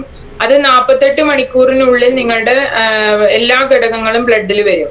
അപ്പൊ എത്രത്തോളം വെള്ളം അകത്തെത്തുന്നു അത്രയും വേഗം ബ്ലഡ് നോർമലായി വരും. അപ്പൊ വെള്ളം നന്നായിട്ട് കുടിക്കാൻ പറയും. പിന്നെ കഴിവുള്ളവരോട് നമ്മള് നല്ലോണം അയൺ കണ്ടന്റ് ഉള്ള, അതായത് മുരിങ്ങ, ചീരയൊക്കെ നമുക്ക് ആർക്കും കിട്ടാവുന്ന സാധനങ്ങളാണ് വീട്ടില്, അത് കഴിക്കുന്നത് നല്ലതാണ്. പിന്നെ ഈ ഡേറ്റ്സ്, റേസിൻസ്, അതായത് മുന്തിരി, ഉണക്ക മുന്തിരി, ഇങ്ങനത്തെ ഒക്കെ, അതായത് അയൺ കണ്ടന്റ് ഉള്ള എന്തും കഴിക്കുന്നത് നല്ലതാണ്. പെട്ടെന്ന് ബ്ലഡ് റീഗെയിൻ ചെയ്യും. അർഷദ് ഓക്കെയാണ്? ഓക്കെ. അപ്പൊ ചിലർക്കൊരു ധാരണ ഉണ്ട്, ഞാൻ വീക്ക് ആവുമോ ബ്ലഡ് കൊടുത്താൽ, അതങ്ങനെ ഉണ്ടോ? വീക്കായി പോവോ ബ്ലഡ് കൊടുത്താൽ? അത് ഓരോ പേരെ ആരോഗ്യത്തിനനുസരിച്ചിരിക്കും. ഓരോരുത്തരുടെ ആരോഗ്യത്തിനനുസരിച്ച്. എന്തായാലും ആ ബ്ലഡ് കൊടുത്തു കഴിഞ്ഞാലും വീക്ക്നെസ് അപ്പൊ ഒരു 10 മിനിറ്റോ 15 മിനിറ്റോ വന്നാലും, ഇപ്പൊ ബ്ലഡ് ബാങ്കിലാണെങ്കിലും ബ്ലഡ് ഡൊണേഷൻ ക്യാമ്പിലാണെങ്കിലും അവിടെ മെഡിക്കൽ ഓഫീസർ, ഡോക്ടർ ഉണ്ടാവും. അതുകൊണ്ട് നിങ്ങൾക്ക് പേടിക്കാനൊന്നുമില്ല ബ്ലഡ് കൊടുക്കാൻ. നിങ്ങൾക്ക് ആ ബ്ലഡ് ഡൊണേഷൻ കൊടുത്തിട്ടുള്ള ഒരു വീക്ക്നെസ് അറൌണ്ട് ഒരു 10 മിനിറ്റ്സേ ഉണ്ടാവുള്ളൂ. നിങ്ങൾ ആ ഒരു റിഫ്രഷ്മെന്റിന്റെ സാധനങ്ങളൊക്കെ കൊടുത്ത് നമ്മളിനി വേണ്ടി വന്ന ഒരു IV ഫ്ലൂയിഡ് ഇട്ട് കഴിഞ്ഞാൽ നിങ്ങൾ ഓക്കെ ആവും. മനസ്സിലായോ? പക്ഷെ 1 or 2 തവണ ആ വീക്ക്നെസ് വന്നാൽ പിന്നെ കൊടുക്കരുതെന്ന് നമ്മൾ പറയാറുണ്ട്. ഒരു തവണ വീക്ക്നെസ് വന്നു വെച്ചിട്ട് അടുത്ത പ്രാവശ്യം കൊടുക്കരുതെന്നില്ല. 1 or 2 തവണ വന്നു കഴിഞ്ഞാൽ നമ്മൾ കൊടുക്കരുത്. പക്ഷെ എല്ലാ പ്രാവശ്യവും വീക്ക്നെസ് വരുന്നുള്ളത് ആ ധാരണ തെറ്റാണ്. ഒരു മണിക്കൂർ, ഏറി വന്ന 1 മണിക്കൂർ 2 മണിക്കൂർ കൊണ്ട് നിങ്ങളുടെ ആ വീക്ക്നെസ് റീഗെയിൻ ചെയ്യാൻ പറ്റും. ഓക്കെ. ഇനി BP ഉള്ളവർക്ക് ഞാൻ പറഞ്ഞല്ലോ, BP ഉള്ളവർക്ക് കൊടുക്കാൻ പാടില്ല എന്നുള്ള ധാരണ തെറ്റാണ്. BP ഷുഗർ ഉള്ളവർക്ക് അത് മെയിൻറ്റൈൻഡ് ആണെന്നുണ്ടെങ്കിൽ കൊടുക്കാം. അവര് മരുന്ന് കഴിക്കുന്നതാണെങ്കിലും ഇൻസുലിൻ യൂസ് ചെയ്യണവർക്ക് കൊടുക്കാൻ പറ്റില്ല. പക്ഷെ മെഡിസിൻ കഴിക്കുന്നവരാണ്, അത് മെയിൻറ്റൈൻഡ് ആണ്, BP നോർമലാ ഷുഗർ നോർമൽ ആണെങ്കിൽ അവർക്ക് ബ്ലഡ് കൊടുക്കാം. ഇനി ചിലർക്കൊരു ധാരണ ഉണ്ട്, എനിക്ക് ബ്ലഡ് കൊടുത്താൽ നോർമൽ ആക്ടിവിറ്റീസ് ഒന്നും അന്ന് ചെയ്യാൻ പറ്റില്ല എന്നുള്ളത്. അങ്ങനെയാണോ? ശരിയാണോ? എനിക്കിന്ന് ജോലിക്ക് പോകാൻ പറ്റില്ല, അല്ലെങ്കിൽ എനിക്കിന്ന് നോർമൽ ആക്ടിവിറ്റീസ് ഒന്നും ചെയ്യാൻ പറ്റില്ല എന്ന് പറയുന്നത് ശരിയാണോ?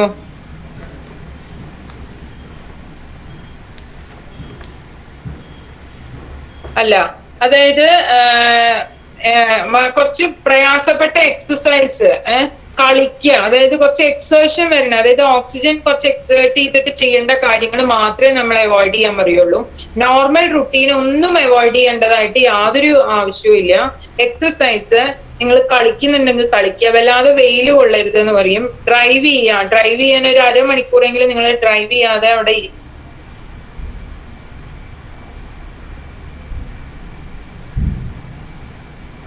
എന്തെങ്കിലും ഇൻഫെക്ഷൻ വരുമോ എന്നുള്ള, ഇപ്പൊ മാഡം നേരത്തെ പറഞ്ഞിരുന്നു അല്ലെ, അതായത് സിറിഞ്ച് യൂസ് ചെയ്യുമ്പോൾ കുറച്ച് വേറെ എന്തെങ്കിലും ഇൻഫെക്ഷൻ വരുമോ എന്നുള്ള പേടി ഓട്ടോമാറ്റിക് ആയിട്ട് കുറെ പേർക്കുണ്ട്.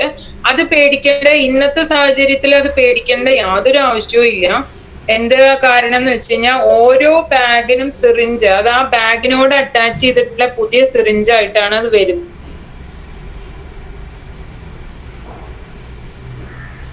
ഇത് നമ്മൾ കളയാണ്, പിന്നെ ഡിസ്പോസ് ചെയ്ത് കളയാണ്. മനസ്സിലായോ? ആ സിറിഞ്ച് ഒരു കാരണവശാലും വേറെ ഒന്നിനും നമ്മൾ ഉപയോഗിക്കുന്നില്ല.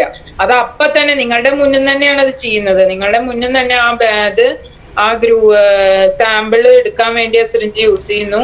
ആ സിറിഞ്ച് അപ്പൊ തന്നെ ഡിസ്കാർഡ് ചെയ്ത് കളയണം. അപ്പൊ ബാഗിനോട് അറ്റാച്ച് ചെയ്തിട്ടാണ് ആ സിറിഞ്ച് വരുന്നത്. പിന്നെ വേറെ എന്തെങ്കിലും തെറ്റിദ്ധാരണകളുണ്ടോ? ചിലർക്കൊരു ധാരണ ഉണ്ട്, ആരും എന്നെ പ്രത്യേകിച്ച് ഇപ്പൊ വിളിക്കുന്നൊന്നുമില്ല. എനിക്ക് അങ്ങനെ പോയി ഡൊണേറ്റ് ചെയ്യേണ്ട ആവശ്യമൊന്നുമില്ല. ഞാൻ ആർക്കെങ്കിലും ആവശ്യം വരുമ്പോ പോയി ഡൊണേറ്റ് ചെയ്യാന്നുള്ളൊരു ചിലർ ചിന്തിക്കുന്നവരുണ്ട്. അത് വളരെ തെറ്റാണ്. അതായത് നിങ്ങൾക്ക് 18 വയസ്സാണ്, നിങ്ങൾക്ക് ഡിസൈഡ് ചെയ്യാൻ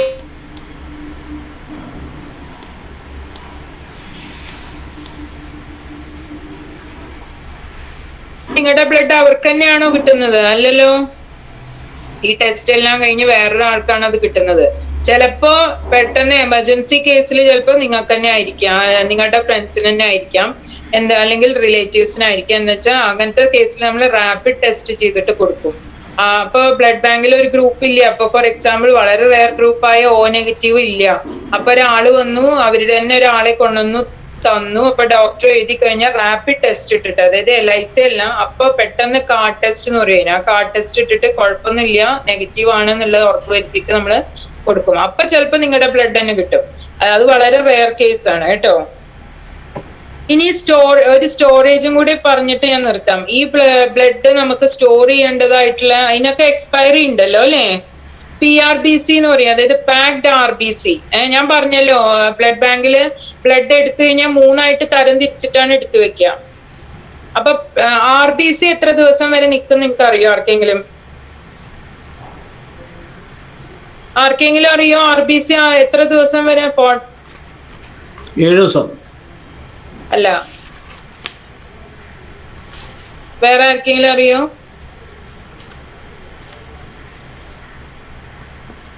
PRBC എന്ന് പറഞ്ഞ ഘടകം 42 ദിവസം വരെ നമുക്ക് എടുത്തു വെക്കാം കേട്ടോ. 42 ദിവസമാണ് അതിന്റെ എക്സ്പയറി. അത് എങ്ങനെ എടുത്തു വെക്കാന്നറിയോ? 1 to 6 ഡിഗ്രി സെന്റിഗ്രേഡ് വരെ ഫ്രിഡ്ജിലാണ് നമ്മൾ എടുത്തത്. ഫ്രിഡ്ജ് എന്ന് പറഞ്ഞു കഴിഞ്ഞാൽ കുറച്ച് വലിയ ഇതാണ്. സാധാരണ നമ്മൾ കാണുന്ന അതല്ല, റെഫ്രിജറേറ്റർ അല്ല, കുറച്ച് നല്ല സ്പേഷ്യസ് ആയിട്ട് അതിന് വേണ്ടി ഉണ്ടാക്കിയിട്ടുള്ള ഒരു റെഫ്രിജറേറ്റർ ആണത്. ഒരു 1 ഡിഗ്രി മുതൽ 6 ഡിഗ്രി വരെ ഉള്ള ടെമ്പറേച്ചറിലാണ് ഈ PRBC മെയിൻറ്റെയിൻ ചെയ്യുന്നത്. ഈ പ്ലാസ്മ എത്ര ദിവസം വരെ നിൽക്കും? പ്ലാസ്മ അറിയോ ആർക്കെങ്കിലും? പ്ലാസ്മ എന്ന് പറഞ്ഞത് 3 months എന്നാണ് ജിബിൻ എഴുതിയിട്ടുള്ളത്. അല്ല, പ്ലാസ്മയാണ് ഏറ്റവും കൂടുതൽ നിൽക്കുക. പ്ലാസ്മ 1 year എക്സ്പയറി ഉണ്ട് കേട്ടോ. പ്ലാസ്മ എങ്ങനെ എടുത്തു വെക്കാന്ന് വെച്ച് കഴിഞ്ഞാല് -18 ഡിഗ്രി സെന്റിഗ്രേഡിലാണ് നമ്മൾ റെഫ്രിജറേറ്റർ എടുത്ത് വെക്കുക. -18 ഡിഗ്രി റെഫ്രിജറേറ്റർ സെറ്റ് ചെയ്തിട്ട് അതിലാണ് പ്ലാസ്മ. അപ്പൊ പ്ലാസ്മ ഇങ്ങനെ കട്ടിയിട്ടിരിക്കും. അപ്പൊ പ്ലാസ്മ വേണം എന്നുള്ള ആൾക്കാർക്ക് 1 മണിക്കൂർ മുന്നേ നമ്മളെ വിളിച്ചു പറയും ഇന്ന ആൾക്ക് പ്ലാസ്മ വേണം. അപ്പൊ ആ പ്ലാസ്മേനെ നമ്മൾ ഈ സാധാരണ ഇപ്പൊ നമ്മള് കുറച്ച് ഫ്രീസറിലൊക്കെ വെച്ച സാധനം കുറച്ച് കട്ട് ചെയ്യാൻ നമ്മൾ വെള്ളത്തിലിട്ട് വെക്കില്ല, അതേപോലെ ഒരു ബേസിൻ ഉണ്ട് അവിടെ, ഒരു പ്രത്യേകതരം ബേസിനാണത്. അതിൽ വെള്ളത്തിൽ നമ്മൾ ഈ പ്ലാസ്മ ഇട്ട് വെച്ചിട്ട് അത് നോർമൽ ആയിട്ടാണ് ഈ പേഷ്യന്റിന് കയറ്റാൻ വേണ്ടിയിട്ട് കൊടുത്തുവിടുക. അപ്പൊ 1 hour before, around 45 minutes before അവിടുന്ന് ഡോക്ടർ വിളിച്ചു പറയും ഇന്നയാൾക്ക് പ്ലാസ്മ വേണം, ഇന്ന ഗ്രൂപ്പിലുള്ള പ്ലാസ്മ. അപ്പൊ ആ ഗ്രൂപ്പിലുള്ള പ്ലാസ്മ നമ്മൾ ഈ ത്രോ എന്നാണ് അതിന് പറയാ, അതായത് ഈ ത്രോ ബേസിനിൽ ഇട്ട് വെച്ചതിന് ശേഷമാണ് ഇത് ഇഷ്യൂ ചെയ്യുന്നത്. ഓക്കെ, ഇനി പ്ലേറ്റ്ലെറ്റ് എത്ര ദിവസം വരെ നിൽക്കും? പ്ലേറ്റ്ലെറ്റ് 5 days ആണ് നിൽക്കുക. പ്ലേറ്റ്ലെറ്റിനാണ് ഏറ്റവും കുറച്ച് ദിവസം എക്സ്പയർ, പെട്ടെന്ന് എക്സ്പയർ ആയി പോകുന്ന സാധനമാണത്. അത് മെയിൻറ്റെയിൻ ചെയ്യുക സാധാരണ റൂം ടെമ്പറേച്ചറിൽ മെയിൻറ്റെയിൻ ചെയ്യാൻ പറ്റും. നമുക്ക് 20 to 24 ഡിഗ്രി സെന്റിഗ്രേഡിൽ പ്ലേറ്റ്ലെറ്റ് നമുക്ക് സൂക്ഷിച്ചു വെക്കാൻ പറ്റും. ഓക്കെ, ഇനി ഒരു ഘടകം കൂടെ ഉണ്ട്, ക്രയോ പ്രസിപ്പിറ്റേറ്റ്. അത് വളരെ റെയർ ആയിട്ടേ യൂസ് ചെയ്യുള്ളൂ. അതും ഇതേപോലെ പ്ലാസ്മ പോലെ തന്നെ -18 ഡിഗ്രി സെന്റിഗ്രേഡിലാണ് നമ്മൾ എടുത്തു വെക്കുക. അതും 1 year എക്സ്പയറി ഉണ്ട്. ഇനി നമ്മള് ഇപ്പൊ അഥവാ ക്യാമ്പിന് വന്നു, ഈ ക്യാമ്പിന് വന്നിട്ടുള്ള ഇത് ബ്ലഡ് എങ്ങനെ ട്രാൻസ്പോർട്ട് ചെയ്യും അറിയോ ആർക്കെങ്കിലും? നിങ്ങളുടെ കോളേജിൽ ഞങ്ങൾ ക്യാമ്പിന് വന്ന് നമ്മൾ ആ ബ്ലഡ് എങ്ങനെ ട്രാൻസ്പോർട്ട് ചെയ്യും? നോർമലി ഒരു വെറുതെ ഒരു കവറിലിട്ട് കൊണ്ടുവന്നാൽ മതിയോ? ആർക്കെങ്കിലും അറിയോ? കൂൾ ചെയ്ത് കൊണ്ടുവരണം, കൂൾ ചെയ്തിട്ട്. ഓക്കെ, പിന്നെ അത് എത്ര ഡിഗ്രിയാന്നറിയോ? അതറിയില്ല. ഓക്കെ, നമ്മള് ബ്ലഡ് ഒരു ക്യാമ്പിന്, ഔട്ട്റീച്ച് ക്യാമ്പിന് പോർട്ടബിൾ ഫ്രീസർ എന്ന് എഴുതിയിട്ടുണ്ട് മനോഹര കൃഷ്ണൻ. അതായത് നമ്മള് ശരിയാണ്, പോർട്ടബിൾ ഫ്രീസർ തന്നെയാണ്. അതായത് നമ്മളിപ്പോ ക്യാമ്പിന് വരുമ്പോ നമ്മളൊരു ടീമുണ്ട്. ആ ടീമില് നമ്മളൊരു മെഡിക്കൽ ഓഫീസർ ഉണ്ടാവും, കൗൺസിലർ ഉണ്ടാവും, ലാബ് ടെക്നീഷ്യൻസ് ഉണ്ടാവും, പിന്നെ സ്റ്റാഫ് നഴ്സ് ഉണ്ടാവും, പിന്നെ ഏറ്റവും ഇമ്പോർട്ടന്റ് ആയിട്ടുള്ള നമ്മുടെ ഒരു ബ്ലഡ് ട്രാൻസ്പോർട്ടേഷൻ വെഹിക്കിൾ ഉണ്ടാവും, BTV വാൻ എന്നാണ് അതിന് പറയാ. അതിന്റെ ഉള്ളിൽ നിറച്ച് ഫ്രീസറാണ്. ആ ഫ്രീസർ 2 to 10 ഡിഗ്രി സെന്റിഗ്രേഡില് നമ്മളത് സെറ്റ് ചെയ്ത് വെക്കും. ആ സെറ്റ് ചെയ്തത് ഫ്രീസറിലാണ് നമ്മൾ എന്ത് ചെയ്യുന്നത്, ആ വാനിലാണ് നമ്മൾ ബ്ലഡ് ട്രാൻസ്പോർട്ട് ചെയ്ത് കൊണ്ടുവരുന്നത്. ഓക്കെ, അപ്പൊ ഇത്രയും കാര്യങ്ങളാണ് ഞാൻ ബ്ലഡ് ഡൊണേഷനെ കുറിച്ച് പറഞ്ഞു തരാനുള്ളത്. ഇനി നിങ്ങൾക്ക് എന്തെങ്കിലും ഡൗട്ട്സ് ഉണ്ടെന്നുണ്ടെങ്കിൽ, ഇനിയിപ്പോ നിങ്ങൾക്ക് അറിയാലോ ബ്ലഡ് ആർക്കൊക്കെ കൊടുക്കാന്നുള്ളതൊക്കെ നിങ്ങൾക്ക് പിന്നെ എന്താണ് വളരെ ബോധേടാവേണ്ട ആവശ്യമൊന്നുമില്ല. പക്ഷെ നിങ്ങൾക്ക് അറിഞ്ഞിരിക്കുന്നത് നല്ലതാണ്. 8 ഗ്രൂപ്പ് ഓഫ് ബ്ലഡ് ആണ് നോർമലി ഉള്ളത് അല്ലെ. 4 ഗ്രൂപ്പ് മെയിൻ ആയിട്ട്, A group, B group, O group, AB group. ഇതിന്റെയൊക്കെ RH negative, A negative, B negative, AB negative, O negative, ഇത്രയും ഗ്രൂപ്പ് എന്ന് വെച്ചാൽ 8 ഗ്രൂപ്പുകളാണുള്ളത്. O നെഗറ്റീവ് ആണ് കോമൺ ഡോണർ. O നെഗറ്റീവുകാർക്ക് പക്ഷെ റെസിപ്പിയന്റ് ആയിട്ട് O നെഗറ്റീവ് തന്നെ വേണം. നെഗറ്റീവ് ഗ്രൂപ്പ്സ് വളരെ റെയർ ആണ്. അപ്പൊ നെഗറ്റീവ് ഗ്രൂപ്പ് ഉള്ളവര് വളരെ അത്യാവശ്യ ഘട്ടങ്ങളിൽ മാത്രം ഡൊണേറ്റ് ചെയ്യാം. നിങ്ങൾക്ക് യാതൊരു പേടിയും വേണ്ട. എന്താന്ന് വെച്ചാൽ നിങ്ങള് ബ്ലഡ് ഡൊണേറ്റ് ചെയ്യാൻ വരുമ്പോ അവിടെ ഡോക്ടർ ഉണ്ടാവും. അപ്പൊ എന്തെങ്കിലും നിങ്ങൾക്ക് ബുദ്ധിമുട്ടുകൾ വരികയാണെങ്കിലും ഡോക്ടർക്ക് അത് മെയിൻറ്റെയിൻ ചെയ്യാൻ പറ്റും. പിന്നെ ഞങ്ങളുടെ അവിടെ വന്ന് ചെയ്യുകയാണെങ്കിൽ അത് ഹോസ്പിറ്റലാണ്, തീരെ പേടിക്കേണ്ട ആവശ്യമില്ല. ഇനി ക്യാമ്പിലാണെങ്കിലും ഡോക്ടർ ഉണ്ട്, സ്റ്റാഫ് നഴ്സ് ഉണ്ട്. അപ്പൊ അതുകൊണ്ട് നിങ്ങൾക്ക് യാതൊരു ബുദ്ധിമുട്ട്, ഞങ്ങളുടെ അടുത്ത് മെഡിക്കൽ എല്ലാ സാധനങ്ങളായിട്ടാണ് ഞങ്ങൾ വരിക. മെഡിസിൻസും IV ഫ്ലൂയിഡും എല്ലാം ആയിട്ടാ വരിക. അപ്പൊ നിങ്ങൾക്ക് എന്തെങ്കിലും ഇൻ കേസ് എന്തെങ്കിലും ബുദ്ധിമുട്ട് തോന്നുകയാണെങ്കിൽ നിങ്ങൾക്ക് അവിടെ നിന്ന് തന്നെ നമ്മൾ മെയിൻറ്റെയിൻ ചെയ്ത് പ്രശ്നങ്ങളൊന്നും ഇല്ല എന്ന് ഉറപ്പ് വരുത്തിയിട്ടാണ് ഞങ്ങൾ തിരിച്ചു വരിക. ഓക്കെ, അപ്പൊ നമുക്ക് ഹോപ്പ്ഫുള്ളി നമുക്ക് ഈ കോവിഡിന്റെ സിറ്റുവേഷൻ, ഇനി ഒരു കാര്യം കൂടെ പറഞ്ഞു നിർത്തട്ടെ. ഞങ്ങളാണ് മഞ്ചേരി മെഡിക്കൽ കോളേജാണ് ആദ്യമായിട്ട് കോവിഡ് രോഗികൾക്ക് പ്ലാസ്മ കൊടുക്കാൻ തുടങ്ങിയത്. അതായത് കൺവലസന്റ് പ്ലാസ്മ എന്നാണ് ഇതിന് പറയാ. കേരളത്തിൽ ആദ്യമായിട്ട് തുടങ്ങിയത് മഞ്ചേരി മെഡിക്കൽ കോളേജിലാണ്. അപ്പൊ അത് പറയാൻ കാരണം എന്താന്ന് വെച്ച് കഴിഞ്ഞാല്, കോവിഡ് മാറിയിട്ട് 14 ഡേയ്സ് കഴിഞ്ഞിട്ടുള്ള ആൾക്കാർക്ക് വന്നിട്ട് പ്ലാസ്മ ഡൊണേറ്റ് ചെയ്യാം. ഇപ്പൊ നമുക്ക് പല, അതായത് ഇപ്പൊ പേപ്പറിലും പിന്നെ പല ICMRന്റെ റിപ്പോർട്ട്സ് ഒക്കെ വരുന്നുണ്ട്, പ്ലാസ്മ ഇസ് നോട്ട് ബെനിഫിഷ്യൽ, അത് അത്രയും യൂസ്ഫുൾ അല്ല എന്നൊക്കെ പറഞ്ഞിട്ടുണ്ടെങ്കിലും ഞങ്ങൾ അവിടെ ആദ്യം മുതലേ അത് യൂസ് ചെയ്തിരുന്നു. പ്ലാസ്മ തെറാപ്പി, കൺവലസന്റ് പ്ലാസ്മ തെറാപ്പി എന്ന് പറഞ്ഞിട്ട്, അതായത് ഈ കോവിഡ് വന്ന് മാറിയ ആളുടെ ബ്ലഡില്, അതായത് പ്ലാസ്മയില് അവർക്ക് ആന്റിബോഡി ഡെവലപ്പ് ചെയ്തിട്ടുണ്ടാവും. അപ്പൊ ഈ ആന്റിബോഡി ഉള്ള പ്ലാസ്മ വേറെ ഒരു കോവിഡ് രോഗിക്ക് കയറ്റി അവർ പെട്ടെന്ന് നെഗറ്റീവ് ആവും. അതാണ് അതിന്റെ ഒരു ആ ഒരു ട്രീറ്റ്മെന്റിന്റെ മെത്തേഡ് അതായിരുന്നു. പക്ഷെ അത് നമ്മളുടെ അവിടെ വളരെ സക്സസ്ഫുൾ ആയിരുന്നു. വലിയ കുഴപ്പങ്ങളൊന്നും ഇല്ലാതെ ഒരു 80% വളരെ സക്സസ്ഫുൾ ആയിട്ട് തന്നെ പോയിരുന്നത്. ഇപ്പൊ ഈ ICMRന്റെ റിപ്പോർട്ട് വന്നതിന് ശേഷം ഞങ്ങൾ അങ്ങനെ ഉപയോഗിക്കാറില്ല. പക്ഷെ ഞങ്ങൾക്ക് പ്ലാസ്മ 1 year വരെ എടുത്തു വെക്കുന്ന കാരണം എടുത്തു വെച്ചിട്ടുണ്ട്. ഇപ്പൊ ഞങ്ങളുടെ ഒരു നോഡൽ ഓഫീസർ, അതായത് കോവിഡിന്റെ നോഡൽ ഓഫീസർ അവിടെ മെഡിക്കൽ കോളേജ് ആയതുകൊണ്ട് അവിടെ തന്നെയാണ് നോഡൽ ഓഫീസർ. സാറ് വിളിച്ചു പറഞ്ഞിരുന്നു 3rd വേവ് ആകുമ്പോഴത്തേക്കും നമുക്ക് പ്ലാസ്മ കിട്ടുകയാണെന്നുണ്ടെങ്കിൽ, അതായത് കൺവലസന്റ് പ്ലാസ്മ കിട്ടുകയാണെങ്കിൽ എടുത്തു വെക്കാം. ഇൻ കേസ് നമുക്ക് യൂസ്ഫുൾ ആവുകയാണെന്നുണ്ടെങ്കിൽ നമുക്ക് അത് കൺവലസന്റ് പ്ലാസ്മയായിട്ടും, ഇനി അതല്ലെങ്കിൽ അത് 4 months കഴിഞ്ഞാൽ നോർമൽ പ്ലാസ്മയായിട്ട് ഉപയോഗിക്കാം. അപ്പൊ നിങ്ങളുടെ ഇടയിൽ ഇപ്പൊ ഇത്രയും പേര് ഇവിടെ ഇരിക്കുന്നുണ്ട്, നിങ്ങൾക്ക് കോവിഡ് വന്ന് മാറിയവര് 14 ഡേയ്സ് കഴിഞ്ഞ് 4 months വരെ നിങ്ങൾക്ക് പ്ലാസ്മ ഡൊണേറ്റ് ചെയ്യാം. അപ്പൊ ആരെങ്കിലും ഉണ്ടെങ്കിൽ kindly come to the blood bank. നമ്മളുടെ മെഡിക്കൽ കോളേജിലെ ബ്ലഡ് ബാങ്കിൽ അത് എടുക്കുള്ളൂ.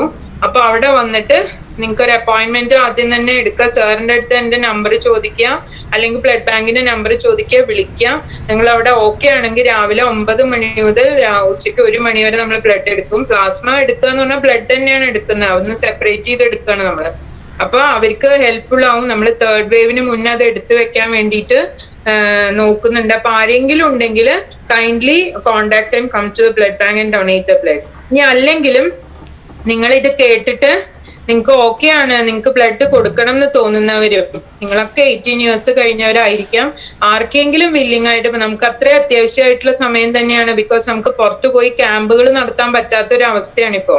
അപ്പൊ അത് കാരണം ആരെങ്കിലും വില്ലിങ് ആയിട്ടുള്ളവരുണ്ടെങ്കിൽ ഒന്ന് വിളിച്ചിട്ട്, അതായത് ഇപ്പൊ നമുക്ക് എല്ലാ ദിവസവും അവിടെ എടുക്കാൻ ബുദ്ധിമുട്ടാണ്. നമുക്ക് എന്താ വെച്ചാൽ ഈ PP കിറ്റ് അങ്ങനത്തെ സാധനങ്ങളൊക്കെ ഇട്ടിട്ട് വേണം. അപ്പൊ നമ്മൾ 2-3 ദിവസം വെച്ചിരിക്കുകയാണ്. അപ്പൊ ആ ദിവസങ്ങളിൽ ഓക്കെ ആണ്, നിങ്ങളൊന്ന് വിളിച്ചിട്ട് ഓക്കെ ആണ്. ഇപ്പൊ ഈ കോവിഡ് സിറ്റുവേഷൻ അവിടെ വന്ന ആള് കൂടാനും പറ്റില്ല. അപ്പൊ അതുകൊണ്ട് ഒന്ന് അപ്പോയിന്റ്മെന്റ് എടുത്തിട്ട് നിങ്ങൾ വന്നു കഴിഞ്ഞാൽ ഞങ്ങള് ബ്ലഡ് സ്വീകരിക്കാൻ വളരെയധികം റെഡിയാണ്, നമുക്ക് ആവശ്യമാണ് ഇപ്പോ.